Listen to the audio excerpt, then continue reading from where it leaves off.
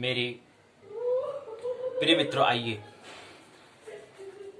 18 फरवरी 2021 भूमंजन ज्योतिष पाठशाला बीजेपी स्वाध्याय दिवस 110 धन 49 संस्कृत साहित्य के 16वें दिवस में ज्योतिष पाठ के 49वें दिवस में ये प्रवेश करें। सर्वप्रथम सूर्योदय 6:49 में, अस्त होगा 18:03 में।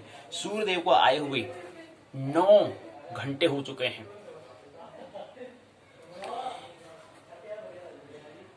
दोपहर स्वाध्याय वेला में आइए प्रवेश करें।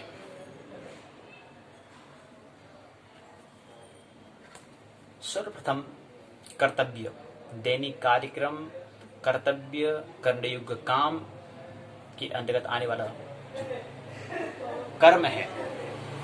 दोपहर स्वाध्याय वेला में आइए प्रवेश करें। जानते हैं पाठशाला के 2 भाग। पहले भाग को पाठ्यचर्या प्रश्नोत्तर चर्चा, दूसरे भाग को पाठ्यक्रम पाठ्य चर्चा कहते हैं। पाठशाला के भाग 2 पर हम पहले चर्चा, पाठशाला के भाग 1 में बाद में चर्चा करेंगे। उत्तराखंड मुक्त विश्वविद्यालय के स्नातक द्वितीय वर्ष का पहला प्रश्न पत्र है। संस्कृत साहित्य को समझने का प्रयास कर रहे हैं। 16वें दिवस में आइए प्रवेश करें। पहले प्रश्न पत्र का पुस्तक का नाम, शीर्षक, टाइटल, व्यक्त करने का तरीका SL 201 संस्कृत साहित्य, संस्कृत लिटरेचर आंग्ल भाषा में 201 दूसरे साल का पहला प्रश्न पत्र। नाम है पद्य गद्य व्याकरण। आज हम 16वें दिवस में प्रवेश करेंगे। 3 दिन हमने पुनरावृत्ति करी। आज क्या है? परीक्षण है, आज टेस्ट है। 20 पूर्णांक का एक प्रश्न पत्र जो सत्य कार्य को व्यक्त करता है। सत्य कार्य भी है 20 पूर्णांक का 20 प्रश्न होंगे, जिसमें 6, 7, 7 यानी कि 6 क्या होंगे? सरल प्रश्न होंगे, आसान प्रश्न होंगे। उसका 7 प्रश्न थोड़ा मध्यम, नहीं आसान, नहीं कठिन, नहीं जटिल। तीसरे वाले में जटिल होंगे। तो पहले जो 6 प्रश्न आएंगे वो आसान होंगे। सत्य कार्य में जो उत्तराखंड मुक्त विश्वविद्यालय ने व्यक्त कहा है कि ये आपका नियम है कि आपको हम जो 20 प्रश्न आपसे पूछेंगे उसको भी हमने 3 भागों में बांटा है।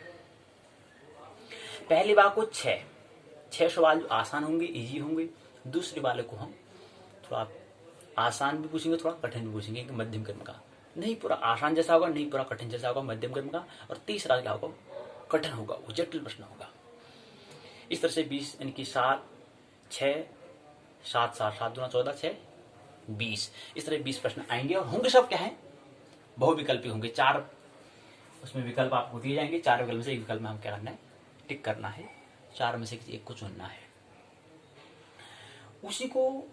उसी की तैयारी हो रही नहीं हो रही, उसको जांच परीक्षण के लिए हमने 20 पूर्णांक का आज हम एक परीक्षण करेंगे।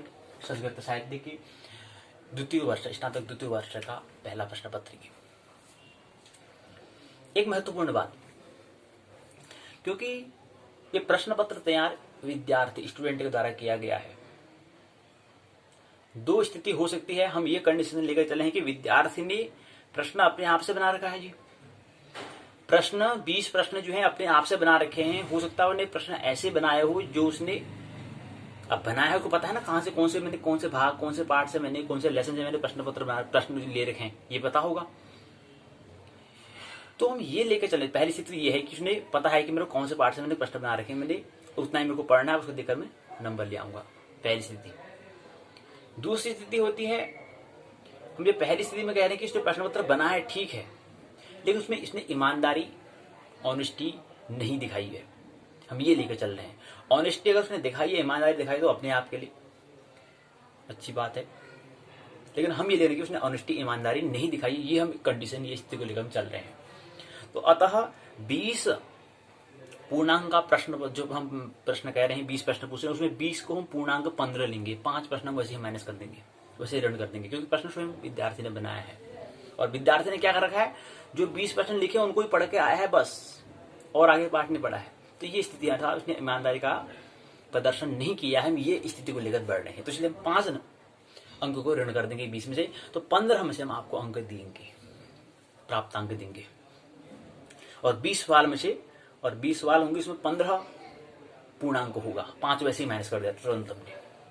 हम कहेंगे उस विद्यार्थी ने ईमानदारी, ऑनेस्टी यहाँ का प्रदर्शन नहीं किया है। ये हम लेकर चल रहे हैं। किया है तो अच्छी बात है, नहीं किया हम नहीं लेके चल रहे हैं कि उस स्थिति में उसने नहीं किया है ईमानदारी, उसने जो प्रश्न पढ़े उसको पढ़ के आया है और उसका सवाल दे देगा, इसलिए 5 माइनस हमने कर दिए। तो 15 का पूर्णांक होगा, प्रश्न 20 होंगे।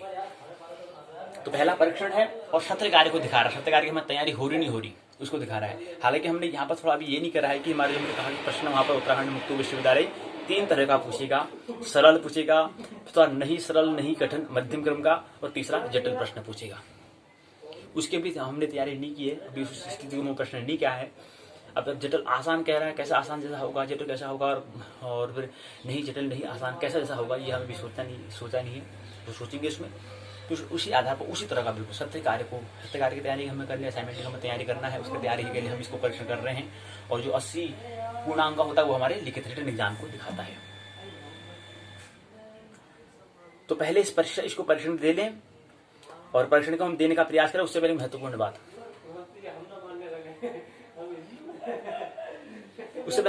बात है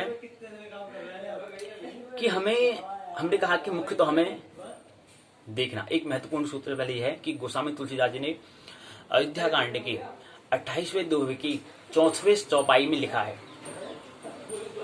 रघुकुल रीति सदा चली आई, प्राण जाऊं पर बचन जाई।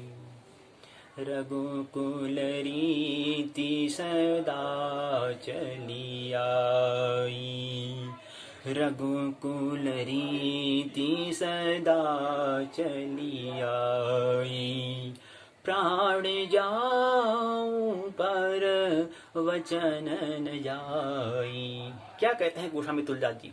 रघुकुल रीति सदा चली आई, प्राण जाई पर वचन न जाई। रघुकुल, रघु के कुल में राम ने जन्म लिया, रघु के कुल में राम ने जन्म लिया, और रघु कुल में एक रीति है, एक रिवाज है, एक नीति है।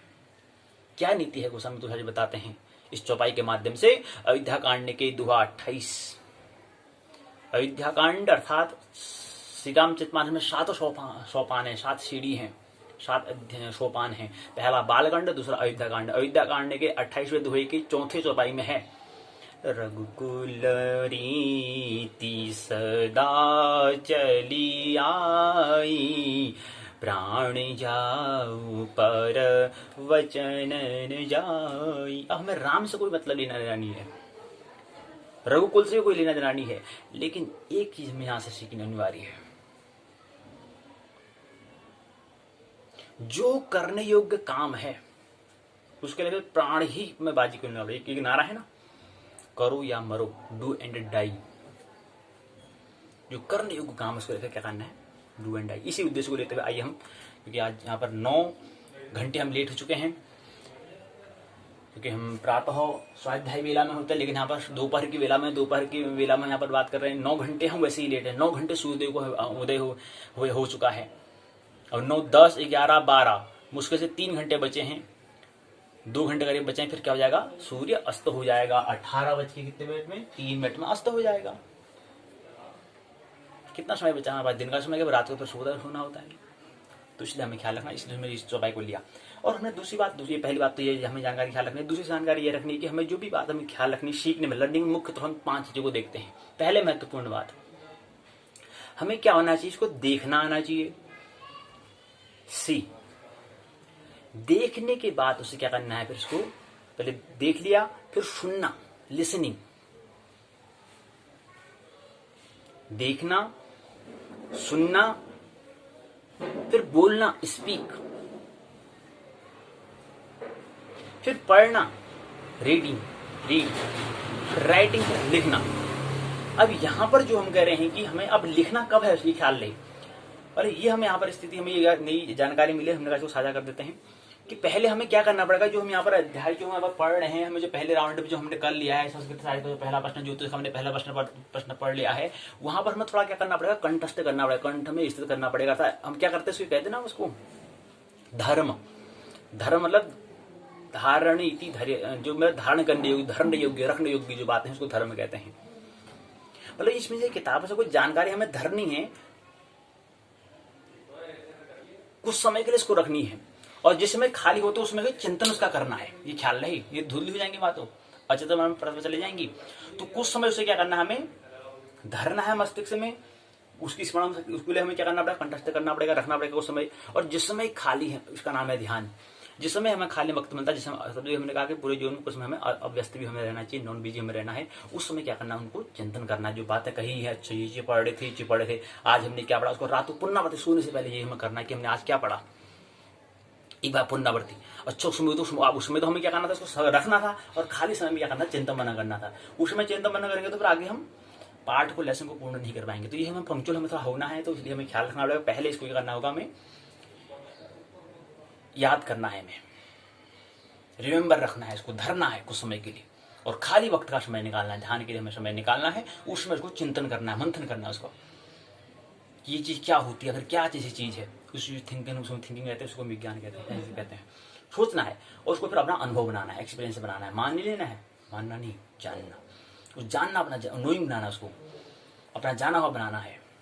जो आंखों देखा देखी उसको भी लेना है। तो कुछ समय के लिए धरना है, और खाली वक्त में उसको क्या चिंतन करना है। तो यहाँ पर जो हम करेंगे इसमें क्या करना होगा, हमें अभी लिखना नहीं आना। तो हमने जैसे 14 सूत्र हम जिक्र कर रहे थे, तो हमें पहले सूत्र में नहीं आ रहा, तो हमें पहले क्या करना पड़ेगा, उसको जैसे तैसे कंठस्थ करना है, उसको याद रखना है। ऐ उड़ रिल्लिक ए ओम आई अवच हई वट नण यम गणनम झबई घड़ धस जब घड़ धस कप छट चटताओ कपाई सस्सर हल। पहले क्या करना है, पहले एक हमें स्टेप बाय स्टेप हमें छोटी छोटी बातों लेकर हमें आगे बढ़ना होगा। तो पहले उसको ध्यान रखना है, फिर धीरे धीरे उसको फिर बार बार पुनरावृत्ति करनी, बार बार फिर बोलना है, फिर लिखने का प्रयास भी करना है। तो नहीं लिख पाएंगे तो भाई किताब में देख लें, फिर इसको फिर याद करें। एक बार पहले याद हो जाए, फिर उसको लिखने का प्रयास करें, तो लिखने में पूरा आएगा नहीं कि कहीं पर टॉ है, डॉ है, ढॉ है, उसके बारे में गलती होगी। ये हर चीज के लिए, कोई भी काम, ये भाई 14 माह सूत्र संस्कृत साहित्य के लिए नहीं, कोई भी सब्जेक्ट है, विद्यार्थी जो भी है, उसको पहले क्या करना है, उसको कुछ समय के लिए धरना है, और खाली समय में उसको चिंतन मनन करना है, और फिर उसको लिखना जरूर है। तब जाके सीखने की प्रक्रिया पूर्ण होती है, उससे पहले नहीं। और खासकर लिखित परीक्षा में खासकर ये ध्यान दें। और आगे उत्तराखंड मुक्त लिखित परीक्षा लिखना पड़ेगा वहाँ पर, तो ये चीज़। तो कुछ समय हमें धरना है उसको, तो उसको मतलब हमें क्या करना है उसमें। अब ऐसा नहीं कि पहली बार पढ़ने तो पहली बार को समझने का हम याद करने लग गए, तो फिर यहाँ से समय यहाँ से बर्बाद होगा। तो हमें पंचुअल में बनना है, तो इसलिए हमने 4-5 राउंड हमने कहा, कम से कम 7 बार एक बार हम उसको लेंगे। पहली बार क्या करने के, लेक्चर बोलने से जो हम चर्चा कर रहे हैं, चर्चा करने से पहले उसको हम एक बार बोलेंगे, तैयार करके आएंगे, घर से तैयार करके लाएंगे, फिर यहाँ पर बोलेंगे, उसका फिर यहाँ बोलने के बाद यहाँ पर वार्ता हो जाएगी, चर्चा हो जाएगी, उसके बाद पुनः फिर उसको देखेंगे। 3 बार तो ये हुआ, पहले घर में करा, फिर यहाँ क्लास हमने कक्षा पाठशाला में करा, उसका पुनः फिर क्या करेंगे, पाठशाला के आने के बाद फिर उसको अध्ययन करेंगे 3 बार। और तीसरा फिर दूसरा हमने कहा सेमीफाइनल मैच होता है, क्वार्टर टू फाइनल मैच होता है, और फाइनल में जो 3 ये हुआ, 3-3 6। और अंतिम चरण में जब परीक्षा का जब लिखित परीक्षा होगी, उस समय पे क्या करना है, उसको फिर ये बात पुनरावृत्ति हमें करनी है, उसमें टाइम करना। तो 7 बार पुनरावृत्ति हमें रिविजन करना है। तो कैसे नहीं आता बात, कैसे समझ में नहीं आएगी, ऐसा हो सकता कि वो बात समझ में ना आई। और अपना विषय अगर अपना अनुकूल अगर विषय का, तो बात समझ में आई जाएगी।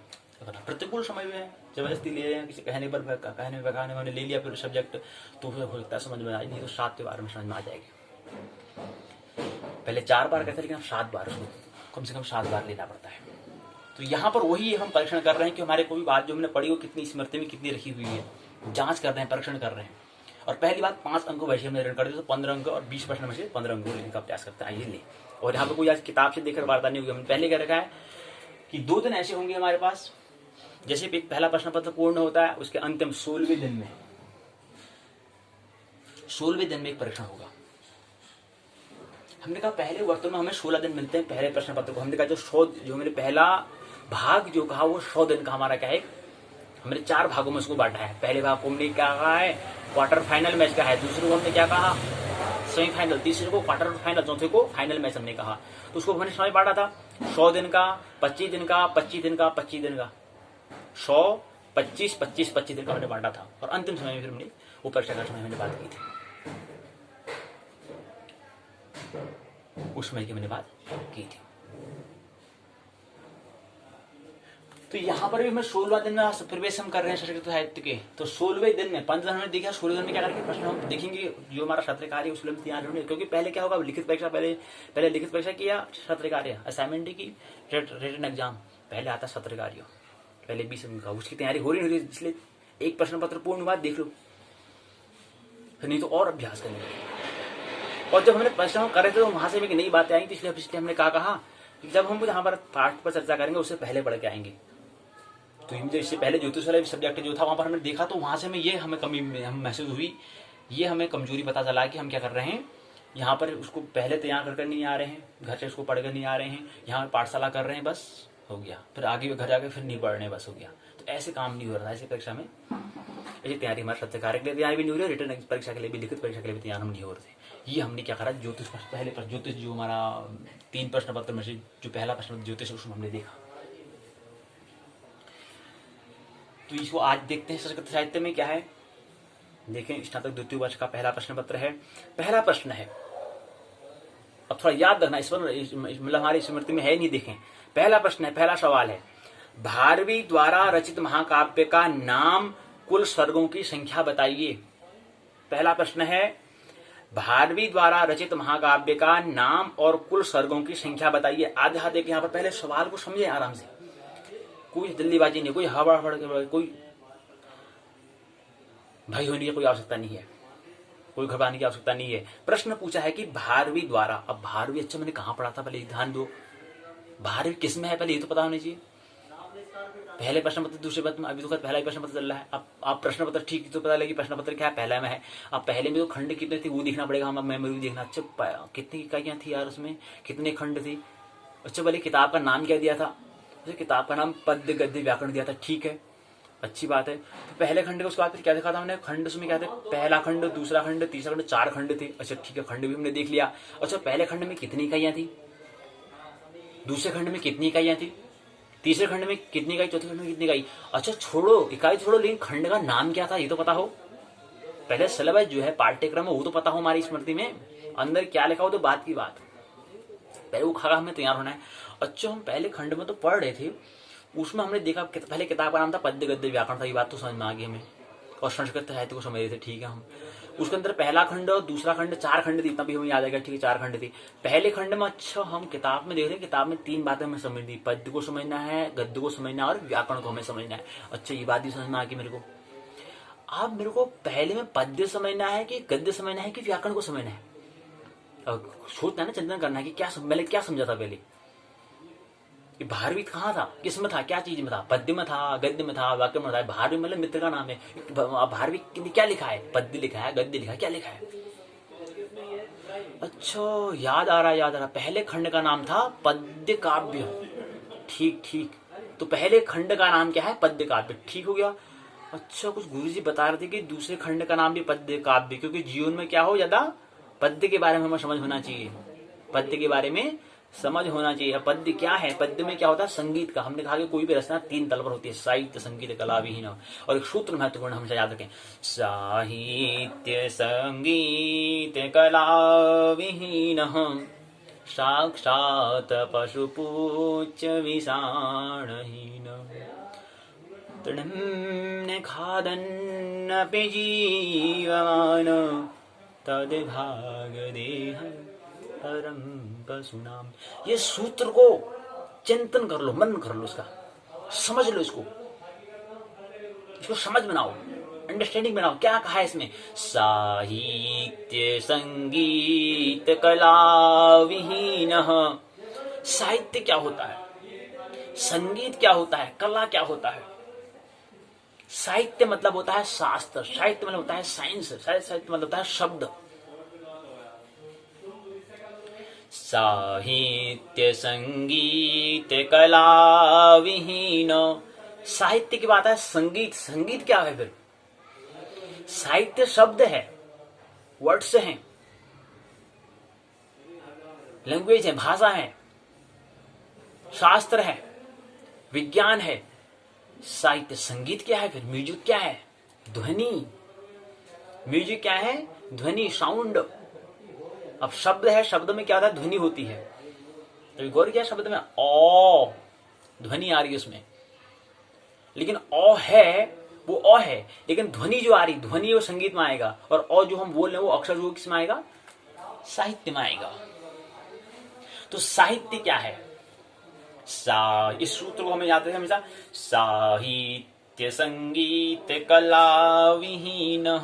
तो साहित्य मतलब हो गया शब्द, पहली बात, और संगीत मतलब हो गया हमारी ध्वनि, यानी कि साउंड हो गया, क्योंकि अ जो अक्षर जो है, जो लिपि हम कर रहे हैं, ये तो हो गया साहित्य, और उसमें जो अ की जो आवाज है, ध्वनि जो आ रही, साउंड जो आ रही, वो हो गया संगीत, पहली बात। तो ये दो हमें समझ में आए। उसके बाद साहित्य संगीत कला विहीन। साहित्य, संगीत और कला, तीन बात हमें यहाँ पे बताई है। साहित्य हो गया, संगीत हो गया और कला। तो साहित्य क्या है बता दिया हमने, संगीत क्या है बता दिया, अब कला क्या है चीज बताओ। कला क्या है, आर्ट्स क्या है? साउंड में, म्यूजिक में समझ में आ चुका है म्यूजिक क्या चीज है, साहित्य में समझ में आ गया, लिटरेचर क्या होता है ये भी समझ में हमको आ चुका है। अब कला क्या है जी, कला क्या है? साहित्य संगीत कला, सूत्र को तो बाद में समझो, तीन बातों तो समझो पहले, साहित्य क्या है, संगीत क्या है, कला क्या है। अब कला हमने कहा जैसे नृत्य करना, नृत्य जो हमारे चेतन मन से अचेतन अनकॉन्शियस माइंड का हो, उसको कहते हैं हम कला। हमने कहा कि हमेशा ख्याल रहे 7 मंजिला भवन का हमें ख्याल रहना चाहिए। चेतन के ऊपर भी 3 भवन हैं, 3 मंजिले हैं, और नीचे भी 3 मंजिले हैं। कौन कौन से जरा बताइए। कॉन्शियसनेस हमारा वर्तमान में है, उसके नीचे को हम रिद्धि और ऊपर को सिद्धि बोलते हैं। तो पहले को हमने कहा, अगर नीचे रिद्धि की अगर बात करें, कॉन्शियसनेस हमारा चेतन के नीचे अगर हम जाते हैं, यात्रा पहले हमें नीचे जाना पड़ेगा। तो हमने कहा कोई भी वृक्ष कितना ही ऊपर, जो जितना ऊपर हमें वृक्ष, जो बड़ा वृक्ष होगा उसकी जड़ें उतनी ही नीचे गहरी गई होंगी। ये सूत्र हमेशा ख्याल याद रहे, ये हमें तथ्य को हमेशा ख्याल रहे। जो वृक्ष जितना ऊंचा गया है उसकी जड़ें उतनी नीचे गई हैं। ये तथ्य है, ये ऑथेंटिक बात है। अगर नहीं तो खुद जाकर देखें एक बार, कभी वृक्ष के बाद जाएं, देखें और उसको, अब मस्तिष्क तो ये करेगा, खुद करो, प्रयोग करो, एक्सपेरिमेंट करो खुद एक्सपेरिमेंट।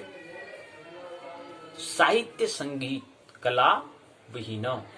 तो हमारा जो 7 मंजिला भवन है, तो हमने कहा ऐसे हम वर्तमान में एक मध्यम हम हैं, इसके नीचे भी हमें 3 मंजिल हैं, उसके ऊपर भी 3 मंजिला। आइए पहले नीचे मंजिल को, रिद्धि को समझें, और रिद्धि सिद्धि के योग को हम साधना कहते हैं। चेतन के नीचे आता है अचेतन, अनकॉन्शियस माइंड। माइंड का अगर एक हिस्सा करें, माइंड को अगर हम पूरा 10 हिस्से करते हैं, उसमें एक हिस्सा केवल चेतन होता है हमारा, और उसके 9 हिस्से अचेतन होता है, अनकॉन्शियस होता है।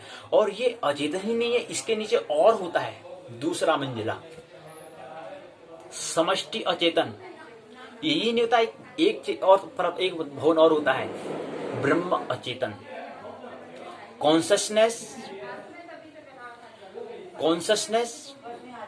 Unconsciousness, collective unconsciousness, cosmic unconsciousness होते हैं। तो 3 भवन ऊपर भी होता है, इसको तो रिद्धि कहा। यहां से पैर मगर फिर ऊपर हमें जाना होता है, तब जाके साधना होती पूर्ण। ऊपर क्या है, चेतन के ऊपर आगे अति चेतन, सुपर कॉन्शियसनेस, उसके ऊपर एक और मंजिला है समष्टि चेतन, कलेक्टिव कॉन्शियसनेस, उसके ऊपर एक बात और है कॉस्मिक, यानी कि ब्रह्म चेतन, कॉस्मिक कॉन्शियसनेस। ये 7 मंजिला भवन का हमें हमेशा ख्याल रहे। और हमने कहा कि जो हमारे चेतन मन के नीचे की परत का, जो अचेतन और अचेतन का भी जो नीचे की परत में जो होता है, वहां से आती है कला का जन्म, वहां से आता है आर्ट का जन्म।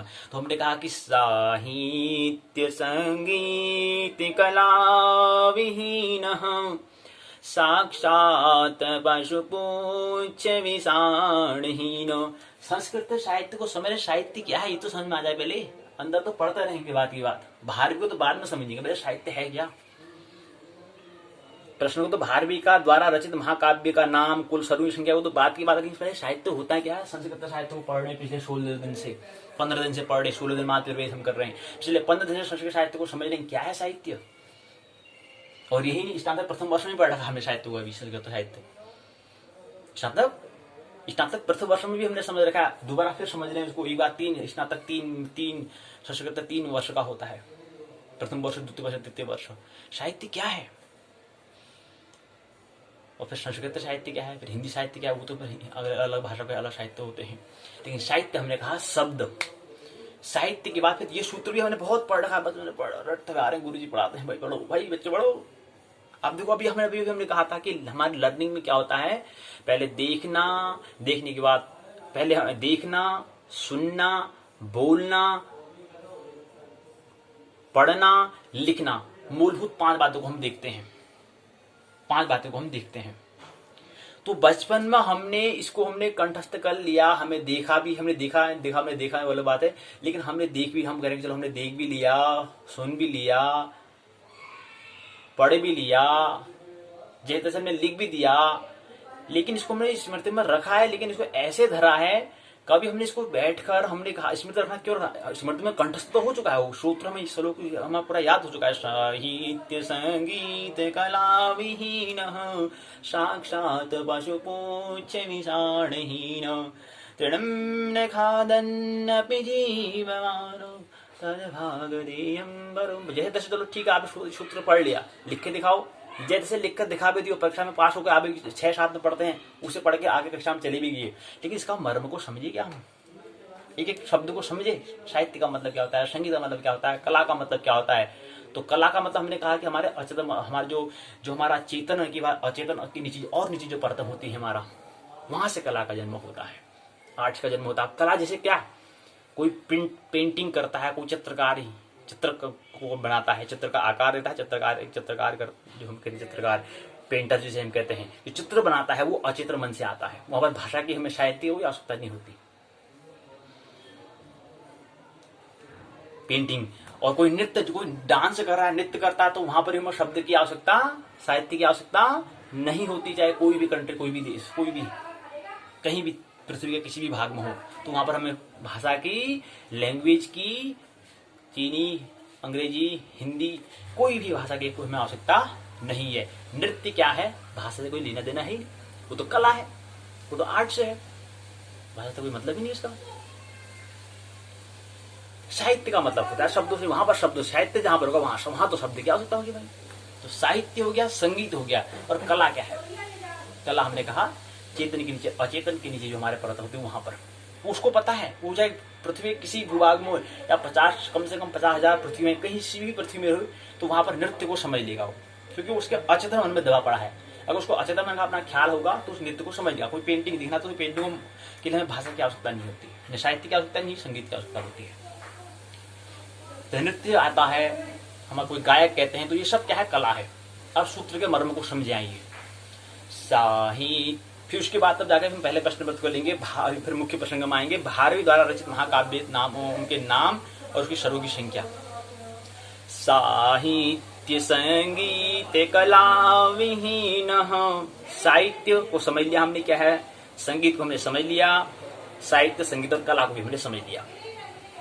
अब क्या कह रहा है सूत्र में, साहित्य संगीत कला विहीन, विहीन, विहीन मतलब होता है रहित, जिसके पास न साहित्य है, जिसके पास न मस्तिष्क है, न विचार है, इसके चिंतन करने की थिंकिंग है, नहीं संगीत है, संगीत मतलब नहीं शब्द, शब्द के बाद ध्वनि, कुछ सुनने की जो कला वो है, सुनने के तरीका वो हो, और फिर तीसरा कला, कोई नृत्य, झूमना, नाचना, मस्त रहना, ये जिसके पास 3 विहीन हो, जिसके पास नहीं है।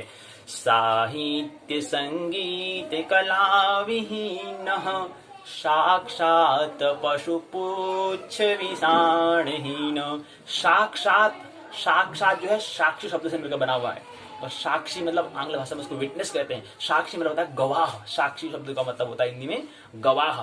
साक्षात वो सबूत क्या है, प्रमाणिक क्या है, वो प्रमाणिक क्या है, साक्षात पशु पुच्छ विषाणहीन, पशु ही है। पशु मतलब जो पास में बधा हुआ हो, पशु मतलब जो पास में बधा हुआ हो, जैसे हम देखते हैं गौशाला में गाय, जो पशु होता है वो पास में यानी रस्सी में बधा, पास में मतलब रस्सी में बधा जो हो पशु। तो ऐसे ही मनुष्य के अंदर का साहित्य अगर उसके अंदर नहीं है, संगीत उसके अंदर नहीं है, कला उसके अंदर अगर उसने व्यक्तित्व में अगर नहीं है, साक्षात पशुपुच्छ है, पशु है। अब थोड़ा उसमें अंतर क्या होगा, पशु और उसमें अंतर क्या होगा कि साक्षात पशुपुच्छ विषाण, पुच्छ मतलब होता है पूंछ, पुच्छ विषाण हीन, विषाण मतलब सीन से हीन, से रहित वाला होगा। लेकिन साक्षात पशु है, लेकिन क्या है, बिना पूंछ और बिना सींग की। साक्षात गवाह है, वो प्रमाण है उसका। अगर क्या है, अगर व्यक्तित्व में, पर्सनालिटी में, अगर उसे साहित्य अगर नहीं है, संगीत अगर नहीं है, कला अगर नहीं है, तो साहित्य संगीत कला विहीन साक्षात पशुपूछ विषाणहीन। अब 2-3 विशेषता और आएंगी उसके अंदर। तृणं न खादन्नपि जीवमान तद्भाग्यदेयं परं वसुनाम। घास भी नहीं खाए, तृणम न खादन्नपि जीवमान। अब पशु जो होता है वो घास खाता है, लेकिन घास ये भी नहीं खाएगा। दूसरा, तीसरी विशेषता इसके अंदर ये होगी, एक तो सींग नहीं है, एक पूंछ नहीं है। तीसरी विशेषता में क्या आएगा, क्वालिटी क्या है, इसके अंदर क्या है, घास नहीं खाएगा। ये तृणं न खादन्नपि जीवमान तद्भाग्यदेहं परं पशूनाम। तो इसका भाग्य क्या है, इसका पशु है। और पशु कहने में हमें ये भी होना चाहिए, हाँ मनुष्य भी पशु हो सकता है। पशु का मतलब क्या है, पशु का मतलब जो पास में रस्सी में जो बंधा हुआ है। और पशु से मतलब क्या है, 84 करोड़ योनियां जो है पशु से होते हुए हम आए हैं, तो इसलिए घबराने की आवश्यकता नहीं। पशु हैं तो ये आप हमें अपना देख लेना है कि हम पशु हो सकते हैं। पशु का मतलब साफ, इसका मतलब होता है पास में रस्सी में बंधा हुआ हो। अब रस्सी कोई भी हो सकती है, हाँ गौशाला में वो रस्सी होगी, हमारे यहाँ कोई और की रस्सी होगी, कोई दूसरी पर निर्भर हो सकता है, कुछ और रस्सी होगी, लेकिन ख्याल हमें करना, कहीं खुद पर बंधे हुए तो नहीं है, ये हमें देखना है। तो ये सूत्र का मर्म ये होता है, 3 बातें होती हैं। अब आइए तो हम संस्कृत साहित्य को समझने, प्रश्न को लेते हैं, मुख्य प्रश्न को आइए समझे।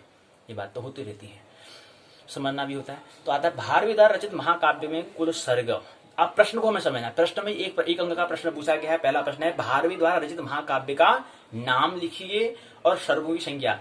प्रश्न 1 अंक का है, 2 बातें पूछी गई हैं। सवाल पहला है, भारवी द्वारा रचित महाकाव्य का नाम। हमने कहा भारवी, अभी तो हम भाई पाठ्यक्रम में पहुंचे थे, अभी तो हम पाठ्य को ही समझ रहे थे जी। अभी तो पहले विषय हमारा जो सिलेबस है वो पता होना चाहिए। तो हमने पहले देखा, अच्छा यार पहले इकाई में जो था खंड था उसमें पद्य काव्य लिखा था, ठीक है। जो हमें काव्य को क्यों समझना है, हमने इतना तो गुरुजी बता रहे थे, गुरुजी ने इतना तो कहा था कि बच्चों आपके पाठ्यक्रम में पद्य के बारे में ज्यादा बताया है, गद्य के बारे में कम। अच्छा कुछ इसी तरह याद जैसा आ रहा है, ठीक ठीक, हाँ कुछ ऐसा कह रहे थे गुरुजी, हाँ हाँ हाँ यार आ तो रहा थोड़ा थोड़ा जैसा। अब कौन से 2 करते ज्यादा कर रहे हैं, पहले करते दूसरे करते, तीसरे खंड कौन सा करते, शायद पहला दूसरा, पहला है तीसरा, ऐसे कुछ करते। अब अच्छे समझिए तो स्पष्ट हो याद रहेगा। अच्छा यार नहीं, पहला और दूसरा ही तो था, पहला और तीसरा नहीं, पहला और दूसरा ही तो था। क्यों, क्योंकि किताब का नाम पहले पद्य दिया था, पद्य को मैंने पहले क्रम से पहले और दूसरे खंड में वही समझा था। तो पहले जो हमारा पाठ्यक्रम जो था स्नातक द्वितीय वर्ष से पहला प्रश्न पत्र पहले खंड में दिया था, पद्य काव्य दिया था, और उसका नाम पद्य काव्य के अंदर हमने क्या समझा था, किरातार्जुनीयम को समझा था। ये प्रश्न पत्र का, ये जो हमारा प्रश्न पत्र जो स्नातक द्वितीय वर्ष से पहला प्रश्न पत्र, उसका जो पहला खंड उसका नाम ये है पद्य काव्य। खंड पहले का नाम क्या है, पद्य काव्य किरातार्जुनीयम नामक पहला खंड, ये था खंड का नाम। अच्छा खंड तो ये है। अब इकाई कितनी है यार, इस इकाई में कौन मित्र थे, मित्र 2-3 मित्र थे ना, भारवी है, वरदराज है, कालिदास है, पाणिनि है, कौन था यार, कौन है, ये बाण है, कौन है ये भारवी वाला, मेरे पहले खंड में था कितना। तो ये हमें देखना पड़ेगा, ये टटोलना पड़ेगा, तो जाके प्रश्न समझ में आएगा। अच्छा ठीक है यार, ठीक। तो जो हम पहले खंड को जब पढ़ रहे थे, उस खंड के अंदर पहले जो इकाई में था उसमें क्या थे, 5 इकाई दी थी। इतनी बात तो समझ में आई। गुरुजी बता रहे थे कि कितनी इकाइयां हैं बच्चों, कुल टोटल इकाई कितनी है। जब पूर्ण हमने 3 दिन की यहाँ पुनरावृत्ति करे तो गुरुजी बता रहे थे, क्या बता रहे थे कि 21 इकाइयां हैं। कितनी है, 21 इकाइयां हैं। तो पहले खंड में 5 इकाई, दूसरे खंड में 5 इकाई, तीसरे खंड में 5 इकाई, चौथे खंड में 6 इकाइयां हैं। इस तरह से 5 चौको 20, 1 21। अच्छा पहले में फिर किस मित्र के बारे में, आप पहले में तो इतना समझ में आ गया कि पद्य काव्य को समझ, दूसरे खंड में जितना भी हमें याद आ गया, इसमें हमें मेमोरी में याद, हमें या ख्याल आ गया कि दूसरे खंड का नाम भी क्या था, पद्य काव्य था। लेकिन नाम क्या था दूसरे खंड का, क्या नाम था। अच्छा गुरुजी बता रहे थे, अच्छा कालिदास, अच्छा कौवों के बारे में, काली के बारे में बता रहे थे, ठीक ठीक। अच्छा कालिदास, अच्छा हाँ उसके बारे में हमने पहले वर्ष में पढ़ा था ना, उसके बारे में, हाँ अच्छा नाम तो आ गया, कालिदास के बारे में पढ़ रहे थे। लेकिन कृति नाम की, कृति का नाम क्या था यार, उनकी रचना का नाम क्या था, उनकी रचना का नाम क्या था यार, कुछ पढ़ तो रहते थे यार, कुछ बता तो रहे थे गुरु, क्या बता रहे थे। अच्छा उसका नाम कुछ कुमार जैसा बता रहे थे, कुमार के बारे में बता रहे थे। अच्छा शिव जी का, पार्वती के बारे में बता रहे थे। अच्छा अच्छा, कुमार, अच्छा काम के बारे में कुमार, अच्छा कुमार संभव, अच्छा ठीक। तो पद्य काव्य का नाम दूसरा क्या था? कुमार संभव। तो दो पहली और दूसरे खंड में हमने क्या समझा था? पद्य काव्य को हमने समझा, पद्य काव्य को हमने समझा। और पद्य काव्य में पहले किरातार्जुनीयम, उसके सर्ग एक को हमने समझा और उसके अंदर इकाइयां 18 दी गई थी। दूसरा हमने दूसरा खंड में हमने नाम, उसका नाम था कुमार संभव। तो ये भी पद्य काव्य है, इसके हम भी हमने सर्ग एक को समझा, इसके अंदर 20 सर्ग इसमें दिए गए हैं। अब 5 इकाई कौन कौन सी हैं जरा ये भी तो ध्यान दो। अभी इतना स्पष्ट बात आ गई कि पहले खंड में हमने पद्य काव्य उसमें अंदर ही भारवी का नाम समझ रहे थे, क्योंकि 5 इकाई में पहले इकाई में क्या था? भारवी के बारे में हम समझ रहे थे। इसका मतलब पहले इकाई से प्रश्न पूछा गया है भाई। अब प्रश्न पूछा गया भारवी द्वारा रचित महाकाव्य, 2 बातें पूछी गई हैं। तो पहले खंड 5 में भारवी के बारे में समझा था, उसके बाद दूसरे तीसरे चौथे में क्रम से हमने सूत्र को लेने का प्रयास किया। और भारवी ने किसके बारे में बताया था? पांडवों के बारे में, किरात अर्जुन के बारे में बताया था। किरात किसका नाम है? अर्जुन किसका नाम है? अच्छा बता तो रहे थे कि 13 वर्ष का वनवास, मतलब 12 वर्ष का वनवास, 1 वर्ष का अज्ञातवास, 13 वर्ष का जो वनवास मिलता है तो वहां पर बारे में बात हुई, जिक्र हो रही थी। अच्छा वही तो हो रही फिर। अच्छा समझ किरात और द्रौपदी का प्रसंग भी बोल रहा। तो पहले में तो हमें भारवी से परिचय करने का प्रयास किया, दूसरे तीसरे चौथे में हमने क्या करा? क्रम से 15 16 सूत्रों को लेने का प्रयास हमने किया। 46 सूत्रों को हमने बात करने का, 46 सूत्रों को समझने का हमने प्रयास किया। और अंतिम 5वीं इकाई में हमने महत्वपूर्ण सूक्तियों को लेने का प्रयास किया। कितनी सूक्तियां थी? 15 सूक्तियां थी। कितनी किसकी थी? 7 किरात की थी, 8 द्रौपदी की थी। तो ये तो हमारा पाठ्यक्रम पहला खंड हमें समझ में आ गया। ये हमारा पाठ्यक्रम उत्तराखंड मुक्त विश्वविद्यालय ने ये पाठ्यक्रम में सिलेबस में रखा था। अब प्रश्न पूछा है कि एक अंक का है, 2 प्रश्न पूछे, 2 बातें पूछी। भारवी द्वारा रचित महाकाव्य का नाम बताओ और सर्गों की संख्या। पहला विकल्प दिया है किरातार्जुनीयम 18 सर्ग, आख्यायिका 10 सर्ग, कुमार संभवम 20 सर्ग, रघुवंश महाकाव्य 7 सर्ग। अब बताओ 4 में से कोई एक विकल्प। तो भारवी के बारे में रचना हमने कहा था, उसमें हमने कहा था कि भारवी के बारे में क्या था? भारवी के बारे में हम किरातार्जुनीय के बारे में पढ़ रहे थे और हमने कहा था उसमें गुरुजी 18 सर्ग बता रहे थे। तो पहला विकल्प हो जाएगा किरातार्जुनीयम 18 सर्ग। इनकी पहले विकल्प को हम उसमें कर लेंगे, उसको चिन्ह कर लेंगे, वो हमारा विकल्प सही है। इनके पहले विकल्प को हम चुनेंगे, चुनाव इलेक्शन करेंगे। इलेक्शन करना है ना, इलेक्शन बहुत देते हैं, चुनाव भी देते हैं, कभी ये भी पढ़ाई में भी दे लिया करो इलेक्शन। तो पहले को हम चुन लेंगे, इलेक्शन कर लेंगे, चुनाव कर लेंगे। पहला प्रश्न पूर्ण हुआ। 2 बातें पूछी गई थी, किरातार्जुनीयम और 18 सर्ग। दूसरा सवाल, भार वैर अर्थ गौरव उक्ति है। उक्ति में होता है बात है, तथ्य है, विचार है। किसका है? भारवी का है, कालिदास का है, वरदराज का है, पाणिनि का है। अब असमंजस जी बताओ, भार वैर कहां से पूछा है? कौन से खंड से पूछा है? पहले से पूछा है, दूसरे से पूछा है, तीसरे से पूछा है, चौथे से पूछा है, कहां से पूछा है भाई? भार प्रश्न में, सवाल में प्रश्न का जवाब, जो सवाल पूछा उसका जवाब, उसमें जवाब छुपा पड़ा है कि भारवी से भारवी बना है। तो इसका मतलब पहले खंड से ही पूछा गया है। तो इसमें ये उक्ति किसकी है? भारवी का है। तो विकल्प दिया है भारवी का है, कालिदास का है, वरदराज का है, पाणिनि का। तो ये भी पहला विकल्प तो हम इलेक्शन कर देंगे। तीसरे सवाल की ओर आगे प्रवेश करें। किरातार्जुनीयम बृहत्त्री की कोटि में आता है, सही है गलत? जो किरातार्जुनीयम बृहत्त्री कोटि में आता है, ये बात सही है या गलत है? बताओ, हाँ या ना? बिल्कुल सही बात है, बृहत्त्री में आता है, यानी कि सही है। सही में हम क्या करेंगे? चुनाव करेंगे। चौथे सवाल में प्रवेश करें। श्रीयः शब्द का क्या अर्थ है? श्रीयः का अर्थ का होता है लक्ष्मी होता है, सरस्वती होता है, दुर्गा होता है, वाग देवी होता है। बताइए क्या होता है इसका मतलब? श्रीयः, उसमें कहा था ना, हमने कहा भारवी जो है प्रवेश करने से पहले हमने कोई भी अगर काम करते हैं उससे पहले क्या करते हैं? मंगलाचरण करते हैं। न त्वां सरस्वतीं देवीं गुण्याम पुण्याम करो मैं हम, जैसे क्या कहें लघु सिद्धांत वरदराज जी करते हैं कि हम आगे प्रवेश करते हैं उससे पहले शुद्ध गुण उत्तम वाले सरस्वती को हम प्रणाम करते हैं। जैसे वहां पर करते हैं क्या? कालिदास अपने नाटक को अभिज्ञान शाकुंतलम को करने से पहले या सृष्टि सृष्टुराद्या वहति हुतं च हुय्या हव्या च होत्री या द्वि। तो वहां पर मंगलाचरण करते हैं, यानी कि मंगल की आचरण, मतलब मंगल ऐसा आचरण जो मंगल हो गए, मतलब खुशी लाए, मंगलाचरण। काव्य को समझने का प्रयास करें। मंगलाचरण आता है, गोस्वामी तुलसीदास जी भी कर रहे हैं। वर्णानाम अर्थ संघानाम रसानां छंदसामपि मंगलानां च कर्तारौ वंदे वाणी विनायकौ। तो यहाँ पर गोस्वामी तुलसीदास जी भी रचना, अपनी रचना को लिख रहे हैं, उससे पहले क्या कर रहे हैं, मंगलाचरण कर रहे हैं जी। हम भी करते हैं, यहाँ पर सूर्यदेव को प्रणाम करते हैं, प्रार्थना करते हैं। अब सौंप दिया इस जीवन का सब भार तुम्हारी हाथों में। अपने दिन की शुरुआत करने से पहले हम सुबह संध्या करते हैं, इनकी प्रभु स्मरण करते हैं, प्रार्थना करते हैं सुबह शाम। ओम जय जगदीश हरि, स्वामी जय जगदीश हरि,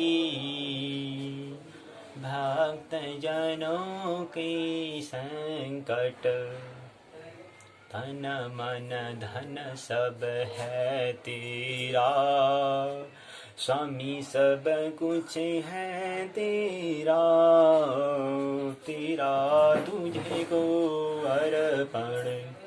तो कोई भी रास्ता करता से पहले मंगलाचरण करते हैं। तो यहाँ पर भी श्री शब्द में यहाँ पर कौन करते हैं, सरस्वती को करते हैं, लक्ष्मी। इसका मतलब क्या होता है, कौन कर रहा है, ये कौन से इकाई से, कौन से खंड से लिया गया है, पहले खंड से, दूसरे खंड से, तीसरे से, चौथे से, कौन से खंड से लिया है। श्री शब्द का अर्थ होता है, बताइए। ये भी पहले इकाई से श्री कौन कर रहे हैं, भार भी कर रहे हैं। श्री हमने कहा, श्री श्रीमती श्रीमान हमने कहा शब्द, तो वहां से श्रेय का जो है श्रीमान होता है लक्ष्मी। चौथा सवाल पूर्ण होता है। आइए पांचवें सवाल की ओर प्रवेश करें। पांचवा सवाल है, द्रौपदी उद्योग करने के लिए कहती है, किसको कहती है, भीम को कहती है, अर्जुन को कहती है, युधिष्ठिर से कहती है, दुर्योधन से कहती है, किससे कहती है, बताइए जी। अच्छे कौन से खंड से पूछा गया है जी प्रश्न ये। पहले खंड हमने पद्य काव्य में कुमार किरातार्जुन्यम 5 इकाई हमने देख लिया। दूसरे खंड का अंदर आते आते बात, क्योंकि वहां पर हमने क्या देखा था,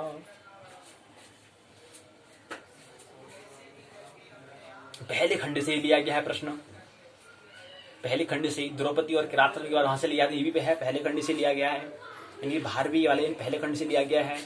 द्रौपदी उद्योग करने के लिए किसको कह रही है, भीम से, अर्जुन से, युधिष्ठिर से, दुर्योधन से, बताओ। हमने कहा था कि वहां पर किरात और द्रौपदी का ही ज्यादा बोलवाला होता है। किरात क्या है, दूत है, जाता है वहां पर दुर्योधन के पास, वहां की राजनीति के बारे में बताता है, युधिष्ठिर को बताता है, युधिष्ठिर इस बात को पूरे द्रौपदी को बताते हैं, फिर द्रौपदी बताता है कि भाई एक धर्मराज को क्या उसका कर्तव्य होता है, उसके बारे में बताता है। तो किसको कहते हैं, युधिष्ठिर से कहते हैं। तो विकल्प दिया है भीम से, अर्जुन से, युधिष्ठिर से, दुर्योधन से। तो तीसरे वाले में विकल्प हम टिक करेंगे, इसको चुनाव करेंगे। तो यहीं पर 5वां सवाल पूर्ण होता है। छठा सवाल, सटे साठ्यम समाचरित, किसका कथन है, छठे साठ्यम समाचरित किसका है, बताइए किसका है। अब सटे साठ्यम समाचरित अर्जुन द्रौपदी का है, युधिष्ठिर द्रौपदी का है, दुर्योधन द्रौपदी का है, वनेचर किरात द्रौपदी का है, किसका बताइए। सटे साठ्यम समाचरित किसका कथन किसके लिए, किसका कथन किसके लिए है। तो ये भी क्या है, हमने कहा कि यहाँ पर जो यहाँ पर भारवी ने बताया है पांडवों के बारे में, वो वनवास में गए हैं तो वहां पर जिक्र कर रहे हैं। तो वहां पर किरात और द्रौपदी दोनों को युक्ति का हमने यहाँ पर दिया, उनकी 2 कथन है। तो यहाँ पर किसको बता रही है, उसमें भी दिया है कि अर्जुन द्रौपदी का, दुर्योधन द्रौपदी का, युधिष्ठिर द्रौपदी का, किरात द्रौपदी का, और कोई प्रसंग है नहीं द्रौपदी के साथ, युधिष्ठिर का है। तो पहला विकल्प भी नहीं है, दूसरा विकल्प को हम चुनेंगे। पे सवाल 6 पूर्ण होता है। सवाल 7 के ऊपर प्रवेश करें। अस्ति कश्चित वाग विशेष की उक्ति है, कालिदास की है, सही या गलत है ना बताओ। अस्ति कश्चित वाग विशेष की उक्ति है, कालिदास की है या नहीं बताओ। कालिदास ने कहा था अस्ति कश्चित वाग विशेष, कालिदास ने कहा था। सही बात है ये, बताओ सही है गलत? बिल्कुल गलत बात है, कालिदास ने तो कहा ही नहीं। कालिदास ने कहा था अनावृतम कपाटम द्वारम वेहि, तो वहां पर उनकी पत्नी विद्युत्तमा ने कहा अस्तित कश्चित वाग विशेष, तीन हिस्से रचना करते हैं, तो ये तो विद्युत्तमा का कथन है, तो कालिदास वाला तो गलत हो जाएगा। तो कालिदास ने तो कहा नहीं था, विद्युत्तमा ने कहा, तो विकल्प नहीं होगा। कालिदास ने नहीं कहा था, बल्कि किसी विद्युत्तमा उनकी पत्नी ने कहा था। तो सवाल 7वां पूर्ण। 8वां सवाल, कालिदास के कुल ग्रंथ की संख्या बताइए, कितने ग्रंथ हैं? बताओ कितने ग्रंथ हैं कालिदास के। कालिदास वाला बात हम पढ़ रहे थे, कौन से खंड में था? पद्य काव्य था, दूसरे खंड से लिया गया है प्रश्न। वहां पर भी 5 इकाई थी। पहले में कालिदास से परिचय का प्रयास, दूसरे, तीसरे, चौथे, 5वें क्रम से 15 श्लोकों को लेने का हमने प्रयास किया। तो उसी में हमने देखा था, और पहले जब कालिदास का हम परिचय का प्रयास कर रहे थे पहले इकाई में, तो वहीं पर बताया था कि कितने हैं। 7 होते हैं ग्रंथ, 5 होते हैं ग्रंथ, 6 होते हैं ग्रंथ, 8 होते हैं ग्रंथ। कितने होते हैं बताइए? उस समय जब पढ़ा रहे थे गुरुजी, ध्यान देना था, उस समय तो गपशप मार रहे थे, तो यहाँ फंस गए। तो 8 यहाँ पर ग्रंथ होते हैं या 7 होते हैं? कितने, 8 या 7? असमंजस में पड़ गए हैं, कंफ्यूज हो रहा है। अक्कड़ पक्कड़ बम्बे और 80-90 पूरी 100 में लगाता गा, चोर निकल के भागा, चोर को आने दो, तबला बजाने दो, तबले में तोता राम जी का पोता। ये तो 6 में आ रहा है, 6 वाला होगा कि 7 वाला या 8 वाला? ये तो 6 में आ रहा है, 6 में लगा दूं, कहीं गलत हुआ तो फिर 0 नंबर बनेंगे। नेगेटिव मार्केटिंग खिलाफ भी नहीं है, बाद में प्रावधान हो जाएगा। 6 है कि 7 है? तो पहला विकल्प, दूसरा विकल्प, तीसरा, चौथा विकल्प 8 ग्रंथ हैं, 8 ग्रंथ हैं। तो 8वें सवाल का हमारा चौथे में विकल्प में सही करेंगे। सवाल 8वां पूर्ण। सवाल 9वें की ओर प्रवेश करें। कुमार संभव में कुल सर्गों की संख्या। कुमार संभव अर्थात खंड दूसरे में पद्य काव्य को समझने का हम प्रयास कर रहे हैं। कुल सर्गों की संख्या बताइए, कुमार संभव में कितने हैं? कुमार संभव में अर्थात किसने लिखा है कुमार संभव? कालिदास ने लिखा है। 18, 14, 10, 20 कितने हैं सर्ग? 20 हैं। पहले में टिक कर देंगे, पहले वाले में। सवाल लोगों को विराम देते हैं। सवाल 10 की ओर प्रवेश करें। हिमालय भारत के किस दिशा में स्थित है? खंड कहाँ से पूछा गया? अब तो पाद्य, ये पद्य से काव्य से समझ में आ रही थी, पद्य काव्य तो है नहीं। हिमालय के बारे में तो हमने तीसरे खंड में समझा था, गद्य काव्य को समझ रही थी, वहां पर 5 इकाई दी थी। हिमालय के बारे में कहा था, किसने कहा था? बाण भट्ट ने कहा था। बाण बता रहे थे पहले में, तो हमें पहले में भारवी को समझा, दूसरे में कालिदास से, तीसरे में बाण भट्ट से हम परिचित हुए थे। 4 खंड में चारों व्यक्ति से हमने परिचित हुए हैं। पहले खंड में हम भारवी से, दूसरे खंड में कालिदास से, तीसरे खंड में बाण भट्ट से, चौथे खंड में वरदराज से। साथ ही साथ लेकिन मुख्य प्रसंग वरदराज का ही है, वरदराज। तो यहाँ प्रश्न पूछा है कि हिमालय भारत के किस दिशा में है? पूर्व, पश्चिम, उत्तर, दक्षिण, बताइए कौन सी दिशा में है? पूर्व, पश्चिम, उत्तर, दक्षिण। हिमालय उत्तर दिशा में, इनकी तीसरे विकल्प पर। 10वां सवाल को विराम। 11वें सवाल में पार्वती को पाकर कौन पवित्र और आश्चर्यचकित विभूषित हुआ? पार्वती को पाकर कौन हुआ? मैनाक हुआ, सुमेरु हुआ, रामगिरी हुआ, हिमालय हुआ, कौन हुआ बताइए? पार्वती को पाकर कौन पवित्र, कौन खुश हो गया, बड़ा प्रफुल्लित हो गया, बड़ा कौन हुआ? मैनाक, सुमेरु, रामगिरी, हिमालय। अब पता होना चाहिए भाई कौन से प्रसंग में पढ़े थे, वही गद्य वाले में से पढ़ रहे थे हम। अब गद्य के बारे में क्या था? कादम्बरी के बारे में समझ रहे थे हम। पद्य काव्य को हम, कादम्बरी किसने लिखी थी? बाण भट्ट ने लिखी थी कादम्बरी में, उसमें सुखनाशोपति समाप्त को समझने का हम प्रयास कर रहे थे। पार्वती के बारे में सही बात तो बिल्कुल आपने कहा ही नहीं। पार्वती के बारे में हमने कहाँ समझे थे? उसमें तो हिमालय के बारे में, किस में? पहले खंड में, दूसरे खंड में, बताइए। भारवी ने पांडवों के बारे में बताया था, पहले खंड में भारवी के बारे में, दूसरे खंड में बताया था कुमार संभव पार्वती के बारे में बताया था। इनके कुमार संभव से है ये। इनकी हिमालय भारत के किस दिशा में स्थित है, किसने कहा था? कालिदास ने कहा था। इनके दूसरे खंड में ये हम हैं, तीसरे खंड में प्रवेश अभी नहीं किया हमने भाई, तीसरे खंड में प्रवेश हमने भी नहीं किया है। पार्वती को पाकर कौन पवित्र और आश्चर्य से विभूषित हुआ?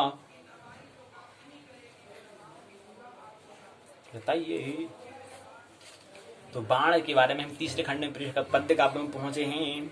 तो हिमालय भारत के किस दिशा में स्थित है?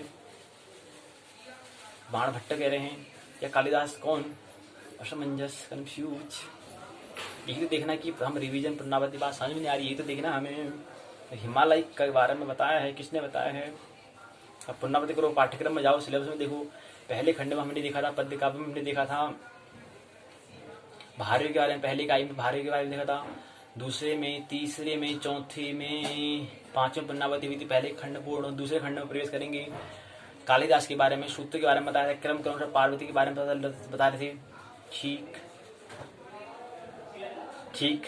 तो कालिदास बता रहे हैं यहाँ पर, हिमालय भारत की कालिदास बता रहे हैं। जी बिल्कुल सही बात है, क्योंकि कालिदास जो हम बता रहे थे पद्य काव्य में, पहले में हमने कालिदास से परिचय का प्रयास क्रमशः दूसरे, तीसरे, चौथे, पांचवें, 4 इकाई में हमने क्या समझा था? पहले में हिमालय के बारे में वर्णन किया था कालिदास ने। दूसरे में किसके बारे में प्रसंग था? पहले में हिमालय, देवात्मा हिमालय कहा था, कालिदास ने कहा था, ना कि बाणभट्ट ने। पहले इकाई में ये कहा था, दूसरी इकाई में किसने कहा? 10वें प्रश्न में प्रवेश हम करें। 10वें प्रश्न का हमने जवाब उत्तर में कह दिया, लेकिन हिमालय भारत के हिसाब में स्थित है, किसने? बाणभट्ट ने, कालिदास ने कहा था ये। तो 10वां प्रश्न हमारा उत्तर, तीसरे में विकल्प पूर्व, पश्चिम, उत्तर, दक्षिण, तीसरे वाले विकल्प में उत्तर लगाया।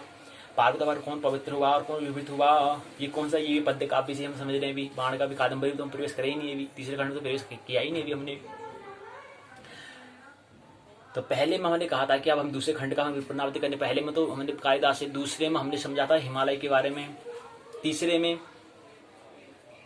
पार्वती के पिछले जन्म की बात आई थी, दक्ष के बारे में हमने देखा था पहले में। दूसरे में हमने हिमालय के बारे में, पहले में कालिदास, दूसरे में हिमालय के बारे में, तीसरे में पार्वती के पिछले पूर्व जन्म के बारे में, सत्य के बारे में हमने समझा था।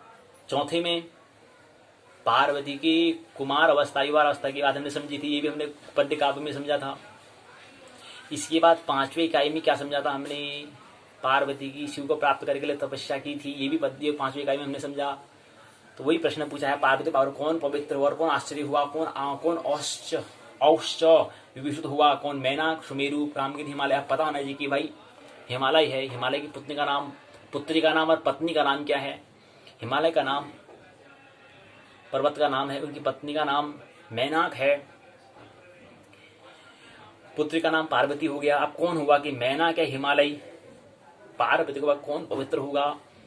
अब कंफ्यूज हुई भाई, मैनाक और हिमालय 2 हैं, सुमेरु और रामगिरी तो बिल्कुल नहीं होंगे। अब मैनाक हुई कि हिमालय? कौन हुआ था? कौन हुआ बताइए? हमने कहा कि हिमालय हुआ। 16 वर्ष की है, 16 वर्षीया है। कौन? पार्वती है, गौरी है, शकुंतला है, मैना है। कौन है? 16 वर्ष के बारे में पढ़ा था। युवा पार्वती के कुमारावस्था, युवावस्था के बारे में पढ़ रहे थे। तो यहाँ पार्वती के पहले विकल्प को हम टिक करेंगे। इससे पहले 11वें प्रश्न हमने पहले, दूसरा, चौथे वाले विकल्प हिमालय को टिक करेंगे। हिमालय प्रफुल्लित हुआ था क्योंकि पार्वती जन्म होने से, या मैनाक? फिर असमंजस, कंफ्यूज। मैनाक की हिमालय पहला कि चौथा? मैनाक हुआ कि हिमालय हुआ? यही तो देखना है परीक्षण में। मैनाक, हिमालय, कौन हुआ? अगले प्रश्न देखते हुए 12 देख लेंगे अंतिम में, 11 प्रश्न को देख लेंगे। तो 12 में क्या है? 16 वर्षीय पार्वती है। तो इसका अगला हम अ उ म नमः शिवाय, अ उ म नमः शिवाय का जाप किसने दिया था? मंत्र किसने? जाप कौन करता था? गौरी, हिमालय, मैना, पार्वती करती थी। इसके बाद आया था 14वां प्रश्न। अब आए हम गद्य तीसरे में। बाण भट्टे की रचना है कुमार संभव, किरातार्जुनीयम, अष्टाध्यायी, कादम्बरी। पहला, दूसरा, तीसरा, चौथा कौन सा है? कादम्बरी है। दूसरे वाले विकल्प को हम टिक करेंगे। पहला कुमार संभव, दूसरा कादम्बरी, तीसरा किरातार्जुनीयम, चौथा अष्टाध्यायी। तो बाण भट्टे की रचना का नाम कादम्बरी, और कादम्बरी होने केवल सुकनाशोपदेश मात्र को हमने समझा था। इनकी तीसरे खंड की हम बात कर रहे हैं, उसके अंदर 5 इकाइयां थी, उसी की बात करें। तीसरी इकाई में प्रवेश कर रहे हैं। इसके बाद 14 प्रश्न को विराम, 13वां प्रश्न, 12वां प्रश्न हो गया, 11 देख लेंगे। असमंजस, मैनाक की हिमालय कौन? अभी अंतिम डिसीजन लेना पड़ेगा। तो चौथा वाला बाण भट्टे रचना कौन है? कादम्बरी है। 15वां प्रश्न है, ई और री के भेद होते हैं बताइए। 18, 22, 14, 20 कितने होते हैं? री के और ई के भेद कितने होते हैं? हमने कहा ई, हृस्व, दीर्घ को पलूत, ऐसे करके कितने होते हैं? 18 प्रकार होता है, 18 भेद होते हैं, 18 प्रकार होते हैं, 14 होते हैं, 22 20 कितने होते हैं ई और री के? तो दोनों के 18 ही होते हैं। पहला विकल्प टिक करेंगे हम। दूसरा आता है प्रयत्न होते हैं। मैंने कहा था प्रयत्न, हम आभ्यंतर और बाह्य प्रयत्न, 2 प्रयत्न होते हैं। तो 2 5 3 1 प्रयत्न होते हैं 2, आभ्यंतर और बाह्य। आभ्यंतर में 5 होते हैं, उसके अंदर भाग अलग होते हैं, लेकिन वैसे तो भाग 2 ही होते हैं, आभ्यंतर और बाह्य। आभ्यंतर और बाह्य होते हैं। अब आभ्यंतर के अंदर पूछेंगे तो उसके फिर 5 शाखा होती हैं, और बाह्य को पूछेंगे तो उसके 11 होती हैं। अगला प्रश्न आता है प्राण कितने प्रकार के होते हैं? वही आगे प्रयत्न के आगे वाले भाग पूछा है कि प्रयत्न हमने कहा 2 होते हैं, आभ्यंतर और बाह्य। आभ्यंतर में 5 होते हैं और बाह्य में 11 होते हैं। तो 11 हमने कहा था, 11 में कहीं पर देखा था मैंने, अल्प प्राण और महाप्राण, इनकी प्राण होते हैं 2। प्रश्न पूछा है 1 3 5 2, तो 2 होते हैं अल्प प्राण। और कौन कौन से होते हैं? कभी ना कभी आ जाएगा, बताइए कौन कौन से होते हैं अल्प प्राण, नाम बताइए। ये लिखा हुआ आ जाएगा, अल्प प्राण, महाप्राण, उद्दांत, औदांत पूछ देंगे तो बताना पड़ेगा। अल्प प्राण महाप्राण 2 प्रकार ये होते हैं। तो इनकी पहला दूसरा तीसरा तीसरे वाले विकल्प पर हम टिक करेंगे, इसका इलेक्शन करेंगे। 18 प्रश्न है। 14 महासूत्र की में 14 महासूत्रों में कितने ही इत नाम वाले वर्ण होते हैं? 20 होते हैं, 14 होते हैं, 7 होते हैं, 10 होते हैं, इनकी 14 होते हैं। इनकी दूसरे वाले में टिक करेंगे। 19वां प्रश्न है। यण प्रत्याहार के वर्णों की संख्या है 4 5 6 7। पहले वाले को चुन लेंगे क्योंकि 4 होते हैं। यो व रो लो, यण प्रत्याहार में 4 वर्ण 4 अक्षर आते हैं। यो व रो लो 4 वर्ण होते हैं। तो पूछा 4 वर्ण होते हैं, 4 अक्षर होते हैं, 5 होते हैं कि 6 होते हैं कि 7 होते हैं? तो पहले वाले विकल्प में 4 होते हैं, 4 होते हैं, 4 करेंगे। फिर आता है मनीषा का विग्रह क्या होता है? मनीषा को तोड़ो। मनीषा तो संयुक्त शब्द है, इसका विग्रह मतलब तोड़ो इसको। ये तो मनीषा संधि हुई शब्द है, मील वाली शब्द है, मिलाई शब्द है। अगर तोड़ना का विग्रह करो तो क्या करना पड़ेगा? मनधन ईसा, बड़ी ईसा, मनधन ईस, मनधन ईसा, मानस धन ईसा। बताओ कौन सा है? हमने कहा कि मनस यानी कि मनस धन ईसा कहा हमने। मनस धन ईसा, मानस धन ईसा, मनस धन ईसा हमने कहा। तो ये पहले वाले विकल्प, पहला दूसरा तीसरा चौथा तो पहले विकल्प में रहेंगे। तो अब हम मूल्यांकन करें उससे पहले एक 11वें प्रश्न में हम असमंजस में है कि यहाँ पर पार्वती को पाकर कौन पवित्र औचित विभूति हुआ? हिमालय अंतर डिसीजन जो होगा देखा जाएगा। अब आइए मूल्यांकन कर लें। 5 अंक हमने वैसे ही ऋण कर दिया क्योंकि हमने प्रश्न स्वयं बनाया है, विद्यार्थी ने बना रखा है और ईमानदारी का प्रदर्शन नहीं किया है। अनुष्ठिका यहाँ पर प्रदर्शन नहीं किया है, इसलिए 5 अंक वैसे ही ऋण हुए। अब 15 अंक हमें देना है। पहला युधिष्ठिर है। पहला प्रश्न है भारवी के द्वारा में सही है। पहला प्रश्न भी ठीक है, दूसरा भी ठीक है, तीसरा ठीक है, पहला दूसरा तीसरा चौथा पांचवा छठा सातवां आठवां नौवां 10वां 11वां 12वां 13 14वां 15 16 17 18 19 20 हो गए। 20 में से 15 अंक आ रहे हैं। 15 में कितने देंगे वो देखना पड़ेगा। एक बार प्रश्न और था, मैंने कहा कि पार्वती को पावर कौन हुआ? एक प्रश्न इनकी हमारा दूसरे खंड से पूछा गया है। अब प्रश्न को उत्तर में देखना पड़ेगा कि पार्वती को पावर कौन हर्षित हुआ? मैना की हिमालय कौन हुआ? कौन प्रफुल्लित हुआ? कौन खुश हुआ पार्वती को पाकर? बताइए कौन हुआ पार्वती को पाकर? कौन प्रफुल्लित हुआ? पार्वती को पाकर कौन प्रफुल्लित हुआ? बताओ पार्वती को पाकर कौन प्रफुल्लित हुआ? कौन? पार्वती को पाकर कौन? बताइए बताइए जल्दी सोचो। हिमालय हुआ कि कौन हुआ? पार्वती को पाकर कौन प्रफुल्लित हुआ? पार्वती को पाकर कौन प्रफुल्लित हुआ? पार्वती को पाके 16 वर्षीय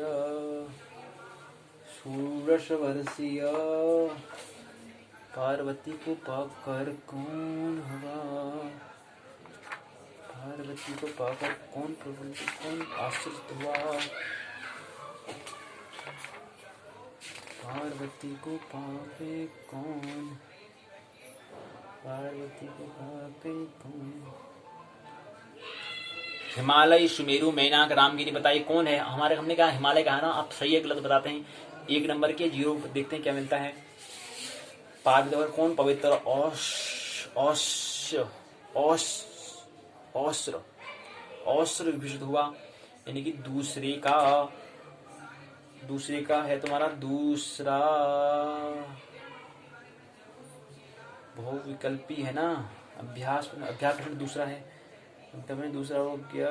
ठीक है, बहुविकल्पी 1, 5 का खो हो गया। अभ्यास प्रश्न का हमारे पहले 5 हैं और इसी बनना थी।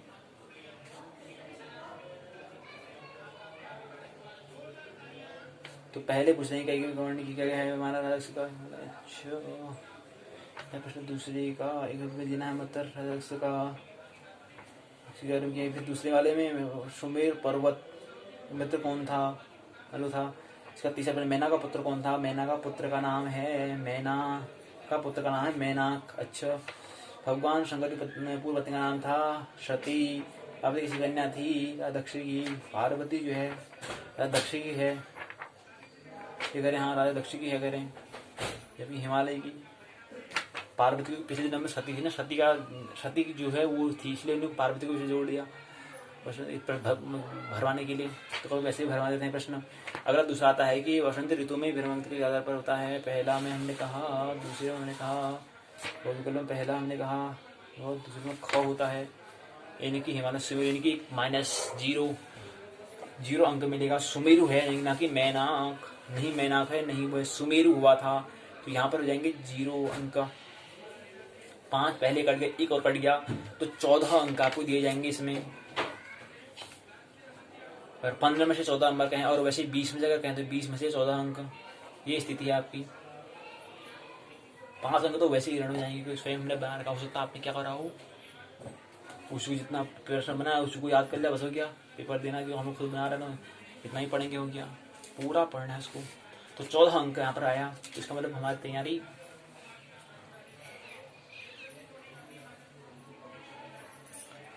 क्या है अभी, और उसमें सुधार क्या हो सकता है। तो ठीक है, यहीं पर हम पाठशाला के भाग 2 को जो परीक्षण हम बात कर रहे थे, तो 15 में से अंक देते हैं 14 अंक देते हैं। तो पार्वती कौन आश्रित हुआ? सुमेरु हुआ था, ना कि हिमालय, नहीं मैना हुआ था, नहीं हिमालय, ना ही रामगिरी, सुमेरु हुआ था, सुमेरु। और मैना का पुत्र नाम मैनाक है, मैना का मैनाक। तो यहीं पर क्या है, पाठशाला के भाग 2 को विराम देते हैं। तो पहला सप्ताहकार संस्कृत साहित्य का जो 16 दिवसीय पहला प्रश्न पत्र पूर्ण है। अब कल से हम दूसरे प्रश्न पत्र को समझने का प्रयास करेंगे।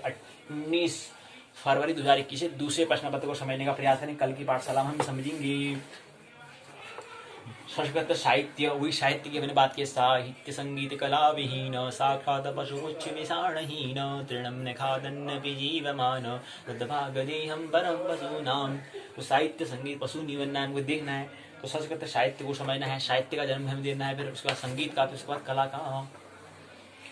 तो यहाँ पर हम दूसरे प्रश्न में संस्कृत साहित्य का इतिहास क्या है, इसकी हिस्ट्री क्या है, संस्कृत साहित्य का इतिहास को समझने का प्रयास, संस्कृत साहित्य का भारतीय संस्कृति क्या है इसको समझने का प्रयास करेंगे। इंडियन कल्चर और संस्कृत लिटरेचर का हिस्ट्री ऑफ संस्कृत लिटरेचर को समझने का प्रयास कल से पाठशाला में हम दूसरे प्रश्न पत्र को समझने का प्रयास करेंगे।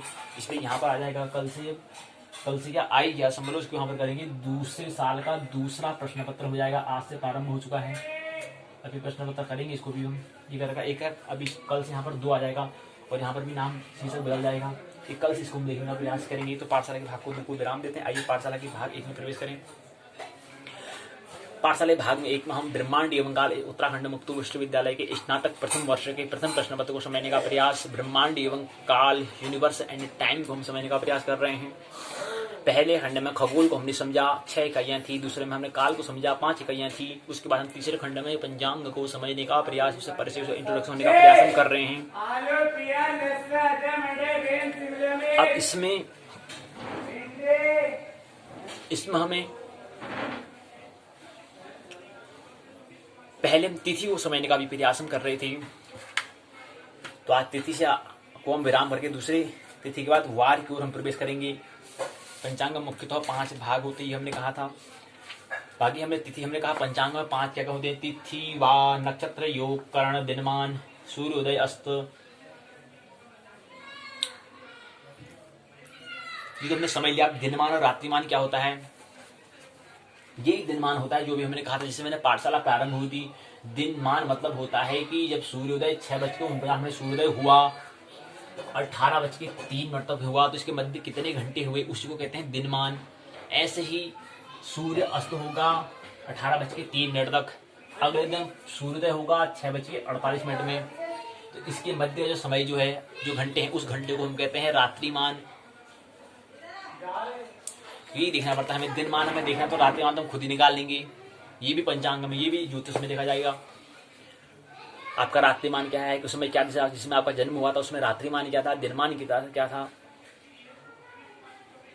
इष्टकाल हम कहते हैं उसको, एक आता है इष्टकाल, क्योंकि सूर्योदय आपका जब सूर्योदय हुआ था उसका आपका कितने समय, कितने देर में आपका जन्म हुआ, तो रात्रिमान पता होना चाहिए। पता होना चाहिए कि रात्रिमान हमने क्या, हमने रात्रिमान किसी कहते हैं दिनमान, किसी कहते हैं दिनमान। हमने कहा कि सूर्योदय जब हुआ तब से लेकर के समय को हम गिनेंगे, और जब अस्त हुआ तब तक समय को हम उसमें से उतने महीने को उतने घंटे हम गिन लेंगे, गणना कर लेंगे, तो वो हमारा दिनमान हो जाएगा, और वही हम रात का मान गणना कर लेंगे। और किसी हमारा जन्म हुआ तो वहाँ पर उसमें से उससे हम रात्रिमान जो हमारा दिनमान जो है या रात्रिमान जो है उसको मिनट कर लेंगे, तो वहाँ से हमारा इष्टकाल निकल आता है। तो इष्टकाल हमारा होता है इष्टकाल। इष्ट मतलब अभीष्ट काल, इष्ट हम कहते हैं, इष्टदेव हम कहते हैं।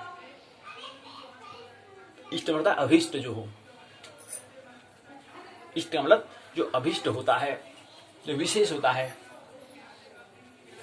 इस स्थान में, सबका इष्ट अलग अलग होता है। तो ऐसे हमारा इष्ट मतलब जिस हमारा सूर्योदय हुआ था उस समय जो हमारा समय तो और भी है, जो हमारा महत्वपूर्ण, जो हमारा विशिष्ट जो हमारा समय जो है उसको कहते हैं इष्टकाल। इष्टकाल कैसे निकालते हैं, इष्टकाल हमने कहा कि यह सूर्योदय जो हुआ था 6:26 में या 7:45 में हुआ नहीं, सूर्योदय जो है 5:26 में सूर्योदय हुआ है, 5:26 में सूर्योदय हुआ है, और हमारा जन्म हुआ है 7:45 तो मानक समय है, 7:45 तो हमारा मानक समय है। वहां से हमें क्या करना पड़ेगा, 14 ऋण करना, 13 ऋण करना पड़ेगा, यानी कि 45 में से अगर 10 अगर माइनस करता हूं तो 41, 45 में तो 31 आता है, यानी कि 7:31 यानी कि 5:26 है वो हमारा सूर्योदय समय हुआ, और हमारा जन्म हुआ था स्थानीय समय, लोकल टाइम पर कन्वर्ट करना पड़ता है, तो उसमें लोकल टाइम कितना था, 7:31 हमारा लोकल टाइम था।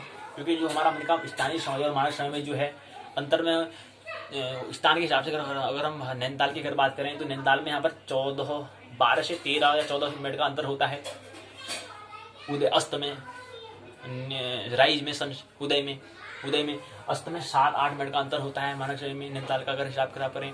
ऐसे अल्मोड़ा का अलग अलग स्थान का अलग अलग होता है। तो हमारा अगर हम उदय की अगर सनराइज की अगर बात करते हैं तो उसमें 12, कभी 13, कभी 14 भी हो जाता है। 13 इधर हम देखते हैं 13 मिनट का फर्क होता है, यानी कि मानक समय 13 मिनट कम कर देंगे तो उतना समय हमारा, या जो है कह रहे हैं 6:49 सूर्य उदय हुआ है, तो ये क्या है, लोकल टाइम है नैनीताल का या हल्द्वानी क्षेत्र का। अगर इसी में अगर मैं क्या करता हूँ 13 मिनट को जोड़ देता हूँ तो वो समय हमारा क्या आएगा, दिल्ली का समय आ जाएगा, भारत का जो दिल्ली, जो नई दिल्ली है उसका टाइम आ जाएगा कि हमारे नई दिल्ली में कितने बजे सूर्योदय हुआ। स्थान में 6:49 आ रहा है, दिल्ली में, नई दिल्ली में कितने बजे हो रहा होगा आज का सूर्योदय। आज हमने कहा 6:49 आज हुआ, तो दिल्ली में कितना आता है इसमें मानक समय में, तो इसमें जोड़ देंगे हम 13 मिनट को जोड़ देंगे, 59 हो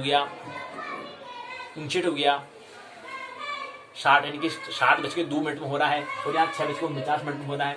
तो ये मानक समय और स्थानीय समय में फर्क होता है। तो नई दिल्ली में मानक समय वो दिल्ली में हो रहा है और हमारे स्थानीय समय में ये फर्क है। तो ये हमारे आते इष्टकाल निकाल के ख्याल करना पड़ता है। तो इसी आपसे कहा कि दिनमान रात्रिमान पता होना चाहिए, कितना दिनमान है कितना इष्टकाल निकालते हैं। तो इष्ट हमने क्या कहा, इष्टकाल हमने कहा कि हमारा सूर्योदय जो था 5:26 सूर्योदय हुआ था स्थानीय समय का आधार पर। स्थानीय समय का ज्योतिष में स्थानीय समय की हमें ज्यादा आवश्यकता होती है, मानक से काम चलने वाला नहीं है, क्योंकि यहाँ पर ज्योतिष क्या है सूक्ष्म गणना है, माइक्रो बातों केवल हमें देखनी है। उसमें स्थानीय समय की आवश्यकता होगी, मानक से स्टैंडर्ड समय से काम चलने वाला ग्लोबल टाइम बदलना पड़ेगा, उसको उसके नियम है, इसको समझना पड़ेगा। तो हमने कहा कि जन्म जो हमारा हो रहा है कितने 5:26 में हमारा जन्म हुआ, सूर्य उदय हुआ और हमारा जन्म 7:31 हुआ। अब कर लो 7:31 हमारा जन्म समय है, उस समय ये हो रहा था और 5:26 सूर्य उदय हुआ है। तो 7:31 में से अगर मैं 5:26 को ऋण करता हूँ, जो मान आएगा उसी को मान हम कहते हैं इष्ट, अर्थात अविष्ट काल कहते हैं। इसी को हम इष्ट काल कहते हैं। अविष्ट काल हम कहेंगे, अविष्ट समय हम कहेंगे, हमारे क्या होगा, अविष्ट समय होगा। अब किसी का जन्म रात को होगा, किसी का जन्म और समय होगा, तो उसमें और ऋण धन हमें करना पड़ता है। ये तो उसके लिए है कि इसका जन्म क्या हुआ, सूर्योदय पहले हुआ, जन्म बाद हुआ, तो उसके लिए हमें जन्म में जो हमारा समय है उससे हम ऋण सूर्योदय को अस्त को हमें कर देना है, उसमें हमें हटा देना है। तो हमें निकालेंगे तो कुछ घटीपाल में आता है, उसको घटीपाल में हमें कन्वर्ट करना आना चाहिए। उसका फॉर्मूला एक ही होता है। घटीपाल वाला क्या है, ऋषि मुनि जिसमें ज्योतिष 90,000 वर्ष पहले जब हुआ था, जिसने सभ्यता संस्कृति ने करा, उसमें घटीपल की हिसाब किताब करते थे, घटीपल विपल की हम बात करते थे। अब यहाँ पर घंटा मिनट सेकंड की बात हम बात करते हैं, क्योंकि ज्योतिष क्या है विकसित पहले ही किया गया है, थोड़ा उसको भी हम उसके हमारा उसको स्मृति में हुई है, इसलिए हम घटीपाल का तो हमें जिक्र करना ही पड़ेगा, मिनट सेकंड से काम नहीं करना पड़ेगा पहले उसको, क्योंकि ज्योतिष विकसित हुआ विज्ञान है ना, तो ज्योतिष क्या है विकसित विज्ञान है, इसलिए उसको उसी के भांति हमें समझना पड़ेगा, घटीपाल में ही लेना पड़ेगा। तो घंटा घटीपाल में बदलना पड़ेगा, क्योंकि उस समय सभ्यता से पूरा उस विज्ञान को जाना है, ज्योतिष को पूरा अस्तित्व में आया हुआ है, विकसित हुआ है, पूरे ख्याल में आया हुआ विज्ञान है, पूरा ख्याल में आया हुआ, ख्याल में विकसित करना नहीं है, इसको डेवलप वाला है, लेकिन सभ्यता आती है खो जाती है वाला हिसाब है। तो लोग अगर उसको हम उसकी व्याख्या तथ्य बात को सत्यगत नहीं कर पाते हैं तो बात क्या है लुप्त हो जाती है। ये बात हमें देखनी है। इष्टकाल बात हम बात करी, तो यहाँ पर हम तिथि को समझने का हम प्रयास कर रहे हैं। तो हम तिथि को हमने समझ लिया, लगभग कुछ बातें हमने समझ ली हैं। 6 और वृद्धि तिथि के बाद हम समझ लेते हैं। ये नया संवत्सर नया पंचांग है, इसमें देख लेते हैं। बिहार अभी तो नया संवत्सर आया नहीं, नया पंचांग आया नहीं है, लेकिन हम समझ लेते हैं कि तिथि घटना बढ़ना क्या होता है, ये तो हम देख सकते हैं। कहीं पर जीरो, कहीं पर जीरो करा हुआ देना। यहाँ पर तो फिलहाल तिथि घटे बड़ी तो नहीं आया है। 1 2 ये देखो यहाँ पर लिखा है, देखिए पहली प्रतिपदा, द्वितीया, 2 बार 2 द्वितीया की किनकी अधिक, यानी कि तिथि क्या है बढ़ चुकी है। और तिथि का बढ़ना और क्षय होने का मतलब हमने क्या कहा कि तिथि का बढ़ने का मतलब होता है कि सूर्य उदय जब हुआ, अर्थात सूर्योदय 6:49 में हो रहा है, सूर्योदय 6:49 में हो रहा है, तिथि खत्म क्या हो रही है 7 बजे खत्म हो रही है, तो तिथि तो अपने आप बढ़ जाएगी। तिथि का मान 59 घटी के बराबर होता है, कभी उससे 65 घटी तक भी चले जाता है और कभी कम भी हो जाता है। औसतन उसको 59 घटी होता है। तो उस दिन हमारे घटी 50 में 56:49 में सूर्योदय हो रहा था और हमारी तिथि क्या है 7 बजे तक चल रही है। तो हम ये कहेंगे तिथि को क्या है बढ़ गई है। कुछ ऐसे ही यहाँ पर भी हो रहा है, नए पंचांग में भी हो रहा है, यहाँ पर तिथि बढ़ रही है। ये 2 बार तिथि 2 बार लिखा है। और कहीं पर ये तो वृद्धि, कहीं पर 6 की होता है, कहीं घट जाती है 0 यहाँ पर घट गई, तो यहाँ पर घट गई और यहाँ पर बढ़ गई, दोनों का बैलेंस हो गया, दोनों का संतुलन हो गया। एक पक्ष में इनकी क्या था, शुक्ल पक्ष में तिथि बढ़ गई थी। तिथि बढ़ गई मतलब सूर्योदय क्या था 6:49 में हुआ था, लेकिन तिथि 7 बजे तक चल रही थी, तो बढ़ना ही उसने 59 घंटे से बढ़ करके उसका मान कितना जाएगा 59 से ज्यादा हो जाएगा, 65 घंटे तक पहुंच जाता है। और घटना मतलब क्या है, जो पहले बढ़ चुका है तो अब ये बड़ा है तो वहां कम हो जाएगा, तो दोनों का क्या है एक पक्ष में एक महीने में संतुलन बन जाएगा। तो इसलिए शुक्ल पक्ष में हमारी तिथि यहाँ पर बड़ी थी, द्वितीया तिथि जो बड़ी थी यानी कि वृद्धि हुई थी, यहाँ पर क्या हो जाएगी तिथि क्षय हो जाएगा, क्योंकि एक महीने पक्ष में महीने में क्या करना है संतुलन बनाना, उसको बनाना है। तो यहाँ पर क्या है 0 कर दिया इसको पूरा, तिथि गल गई। मतलब क्या तिथि गलना मतलब हमने कहा कि सूर्योदय क्या हो रहा है 6:49 में उदय हो रहा है, तिथि क्या है 6:30 बजे पूरे हो जा रही है, अर्थात 59 मिनट उसका औसतन होता है, लेकिन वो 55 घंटे की होती है। 2-3 घंटी अगर नहीं होगी तो 6:49 हमारा सूर्योदय हो रहा है, तो 6:49 45 मिनट में क्या हो जा रही है, वो तिथि खत्म हो जा रही है। वो तिथि खत्म क्यों हुई, क्योंकि पहले पक्ष में तिथि बढ़ चुकी थी, क्योंकि उसका हिसाब वहां हो गया था और पूरे महीने में संतोष होने लगे। तो तिथि का घटना बढ़ना, अगर एक पक्ष में अगर तिथि घट रही है तो दूसरे पक्ष में बढ़ जाएगी, और पहले पक्ष में बढ़ रही है तो दूसरे पक्ष में घट जाएगी। तो वो कैसे इस तरह से पंचांग में यहाँ पर भी ये हो रहा है। कौन से महीने में हो रहा है, शुक्ल पक्ष में, वैशाख के महीने में हो रहा है। द्वितीय तिथि क्या है, बढ़ जा रही है वैशाख शुक्ल पक्ष में, वैशाख कृष्ण पक्ष में क्या जा रही है, तो चतुर्थ तिथि क्या है, घट जा रही है, 0 हो जा रही है, क्योंकि सूर्य उदय होने से पहले क्या जाएगी, खत्म हो जाएगी। ये चीज है 6 वृद्धि। तो मुझे लगता है कि तिथि के बारे में थोड़ा सा समय ज्ञान हमने कर लिया है, तो आज तिथि वाले भाग को हम विराम करते हैं, वार की ओर हम प्रवेश करें। अब देखो यहाँ पर कहीं प्रश्न आया है कि क्या है,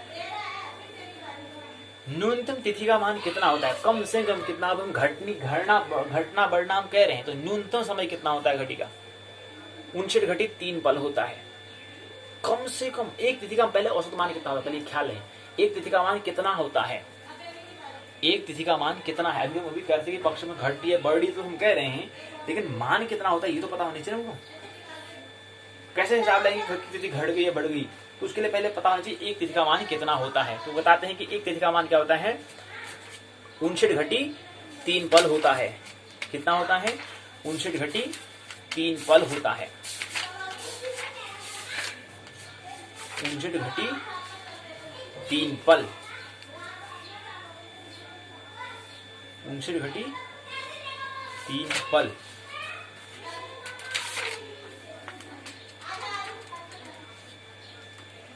घटी 3 पल होता है।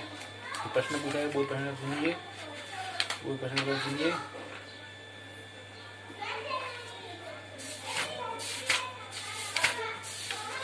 घटी एक तिथि का औसत मान होता है, एक तिथि का औसत मान होता है। वृद्धि तिथि और क्षय तिथि में बताइए क्या फर्क है, वृद्धि और क्षय तिथि में क्या फर्क है। 59 घटी 3 पल जो था उसका मान होता है।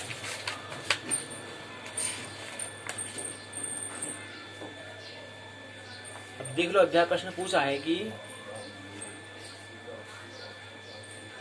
वृद्धि तिथि अध्याय प्रश्न हो गया हमारा, जितने ज्यादा प्रश्न पूछे गए हैं। क्षय वृद्धि, क्षय वृद्धि जो है हमें यहाँ पर देखना पड़ेगा कि तिथि का मान कितना होता है। यहाँ पर हमें दिया है कि एक तिथि का औसत मान क्या है, 59 घटी होता है 30 पल के बराबर होता है। अब घटी पल तो समझ में आएगा नहीं भाई हमको, क्योंकि तो ऋषि मुनि की भाषा है, घटी और पल की, विपल की। हम लोग कभी घटी पल सुना ही नहीं, पहली बार सुन रहे हैं। तो क्या करना पड़ेगा, हमें एक फॉर्मूला याद करना पड़ेगा कि 2-2.5 घटी जो होती है वो कितना होता है, 60 मिनट के बराबर होता है। ये ख्याल रखना पड़ेगा हमें। घंटा मिनट तो पता ही है हमको, सेकंड के बारे में, मिनट के बारे में, घंटे के बारे में ये तो पता है, घटी पल के बारे में पता नहीं है तो कोई बात नहीं, ये तो पता है हमें। हमने कहा कि एक घटी 24 मिनट की होती है, दूसरी घटी भी 24 मिनट की हुई है, पर दूसरी अब चूंकि 24 में कितना होता है, 48 होता है। और हमने कहा कि एक घंटे में कितना मिनट होते हैं, 60 मिनट होते हैं। तो 48 में 60 पूरे करने में कितने 12 मिनट और चाहिए हमें, तो 12 मिनट और जोड़ देंगे। और 12 क्या है, एक घटी का आधा मान है, तो इसलिए हमने क्या कहा, 2 घटी 2 प्लस आधा, यानी कि 2.5 घटी बराबर क्या होता है, 1 घंटा होता है। या 60 मिनट 1 घंटा होता है, तो 2.5 घटी बराबर क्या होता है, 1 घंटा होता है। 2.5 घटी बराबर ये होता है।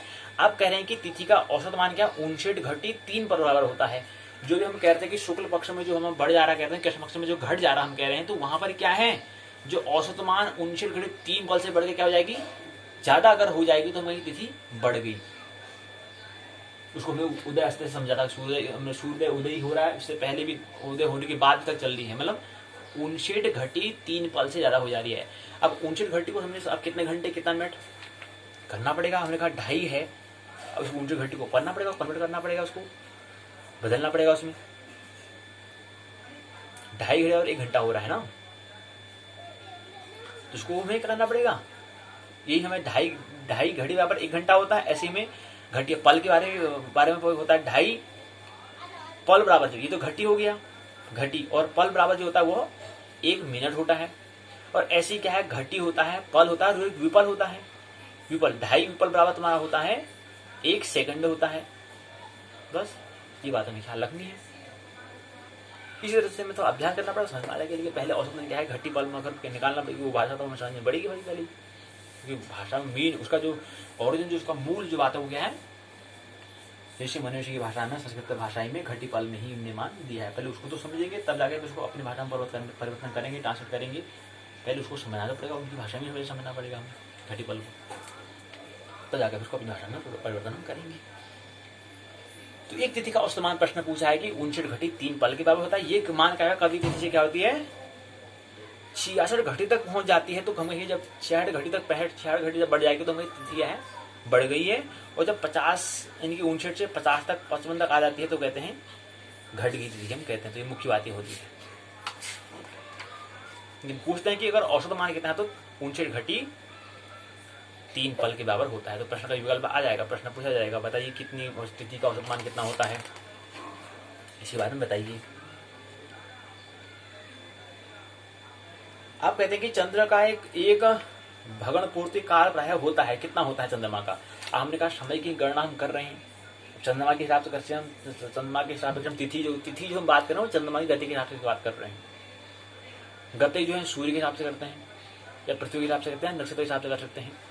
लेकिन तिथि के बारे में हम चंद्रमा के हिसाब करते हैं। और चंद्रमा क्या है, एक चक्कर को पूर्ण, एक घुणों करने, एक परिक्रम करने में कितना समय लेता है बताओ। पहला प्रश्न पूछा है कि चंद्रमा क्या है, अपने पूर्ण कितना समय लेता है, 27 दिन का समय लेता है। और इसी 27 दिन से क्या आता है, हमारा एक महीना 13वां महीना भी आता है, क्योंकि चंद्रमा तिथि के हिसाब से महीना आता है, क्योंकि 27 दिन जा रहा है। तो 27 दिन का होता है, 28 दिन का जो पैर है वो इस हिसाब से होता है।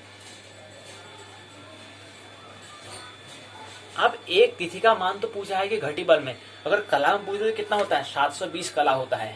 इनकी घटी छोटा क्या होता है, कला 720 कला होता है, ये भी हम ख्याल रहे। तीसरा इनके कला 360 कला बड़ा होता है। इनकी तिथि का, एक तिथि का मान कितना होता है, तीसरा पहला दूसरा भो, ठीक है, 720 कला होता है। कभी पूरी कला में बदलना, पूरी कला में आप कला में वही ध्यान रखना कि 1 मिनट बराबर कितना होता है। जब वहां पर 1 घंटा बराबर 2.5 घटी बराबर 1 घंटा हो रहा है, तो ऐसी 2.5 पल बराबर क्या होता है, 1 मिनट होता है। ऐसी 2.5 विपल बराबर 1 सेकंड होता है। ये हमें बात ख्याल रखनी है। तो तिथि घटती बढ़ती क्या है, ये बात हमें समझाएगी। तिथि का औसत मान क्या होता है, 59 घटी 3 पल होता है। जब ये मान क्या हो, 59 घटी 3 पल से अगर ज्यादा हो जाएगा, 65 तक पहुंच जाएगा, तो उनकी तिथि क्या है, तिथि वृद्धि हो गई है। अगर कभी कम हो जाएगी, अगर 59 से अगर 55 तक पहुंच गई या 50 तक पहुंच गई, तो उनकी तिथि अच्छे हो गया, हिराश हो गया। जो नए संवत्सर में देख रहे हैं कि जो हमारा महीना वैशाख का महीना है, वैशाख महीने का जो है कृष्ण पक्ष से दिए रखा है। तो द्वितीया जो है अहो हो जा रहा है, मतलब बढ़ जा रही है, अधिक हो जा रहा है,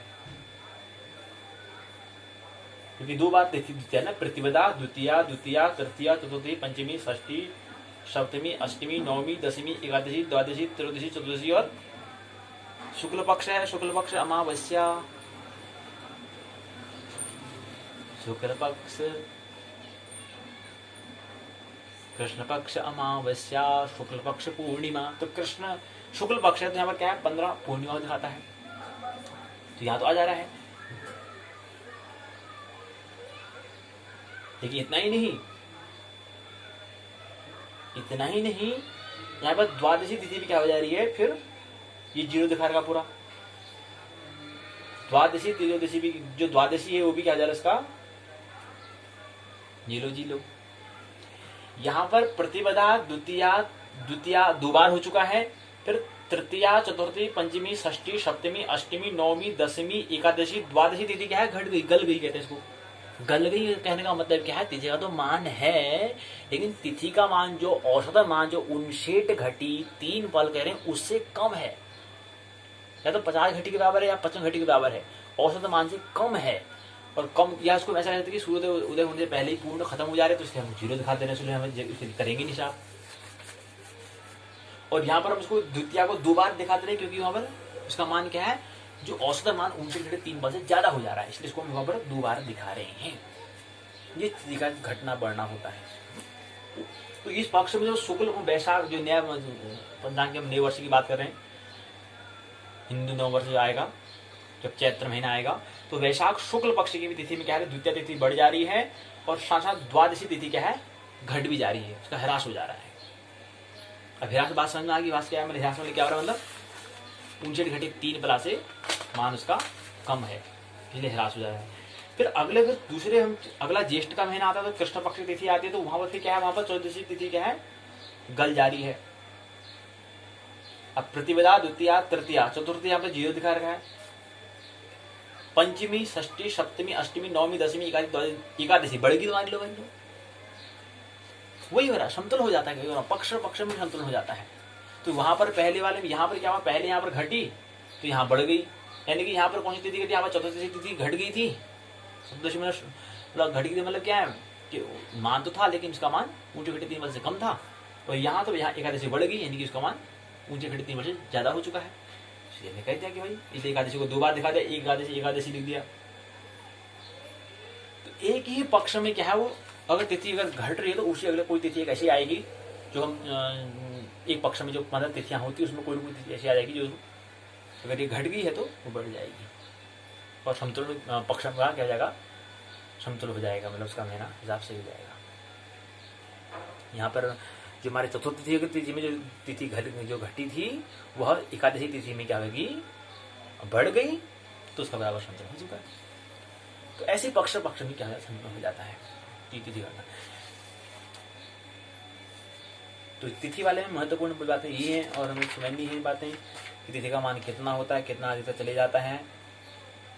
66 संपूर्ण मान जो है उसका 86 घटी तक पहुंच जाता है, 86 घटी 44 पैल तक पहुंच जाता है, और कम से कम मान कितना चले जाता है, 57 घटी की बराबर पहुंच जाता है। और औसत तिथि को हम 60 घड़ी लेते हैं, 59 हम कह रहे हैं 60 के करीब मान लेते हैं। तो औसत तिथि का मान हम 59 घटी 3 पल बोलना था, 60 घटी के बराबर हम औसत मानते हैं कि एक तिथि का मान 59.3 पल या करीब 60 पल के बराबर, 60 घटी के बराबर होता है, यानी कि 59 घटी 3 पल बराबर या 60 घटी के बराबर होता है, औसत हम ये कहते हैं। लेकिन कभी कभी क्या इसका मान 57-58 घटी पर भी पहुंच जाता है, 55 भी पहुंच जाता है कुछ है, और इसको वृद्धि में 66 घटी 43 पल तक पहुंच जाता है, 65-66 भी पहुंच जाता है। इसलिए उसको युग बढ़ जाता है, तो उसको वहाँ ये पक्ष में क्या है, समतुल बन जाता है। जो वहाँ घटेगा तो वहाँ बढ़ जाएगा, तो फिर पक्ष तिथियाँ समान हो जाएंगी। तो तिथि में यही है भाग, मानना नहीं जानना, आनंद महोत्सव पूर्वक जीवन जीना है। मेरी बातों को प्रेम पूर्वक शांति पर सुना, बहुत बहुत अनुप्रेरित हूँ। अंत में सबके भीतर बैठे परमात्मा को प्रणाम करता हूँ, मेरा प्रणाम स्वीकार करें।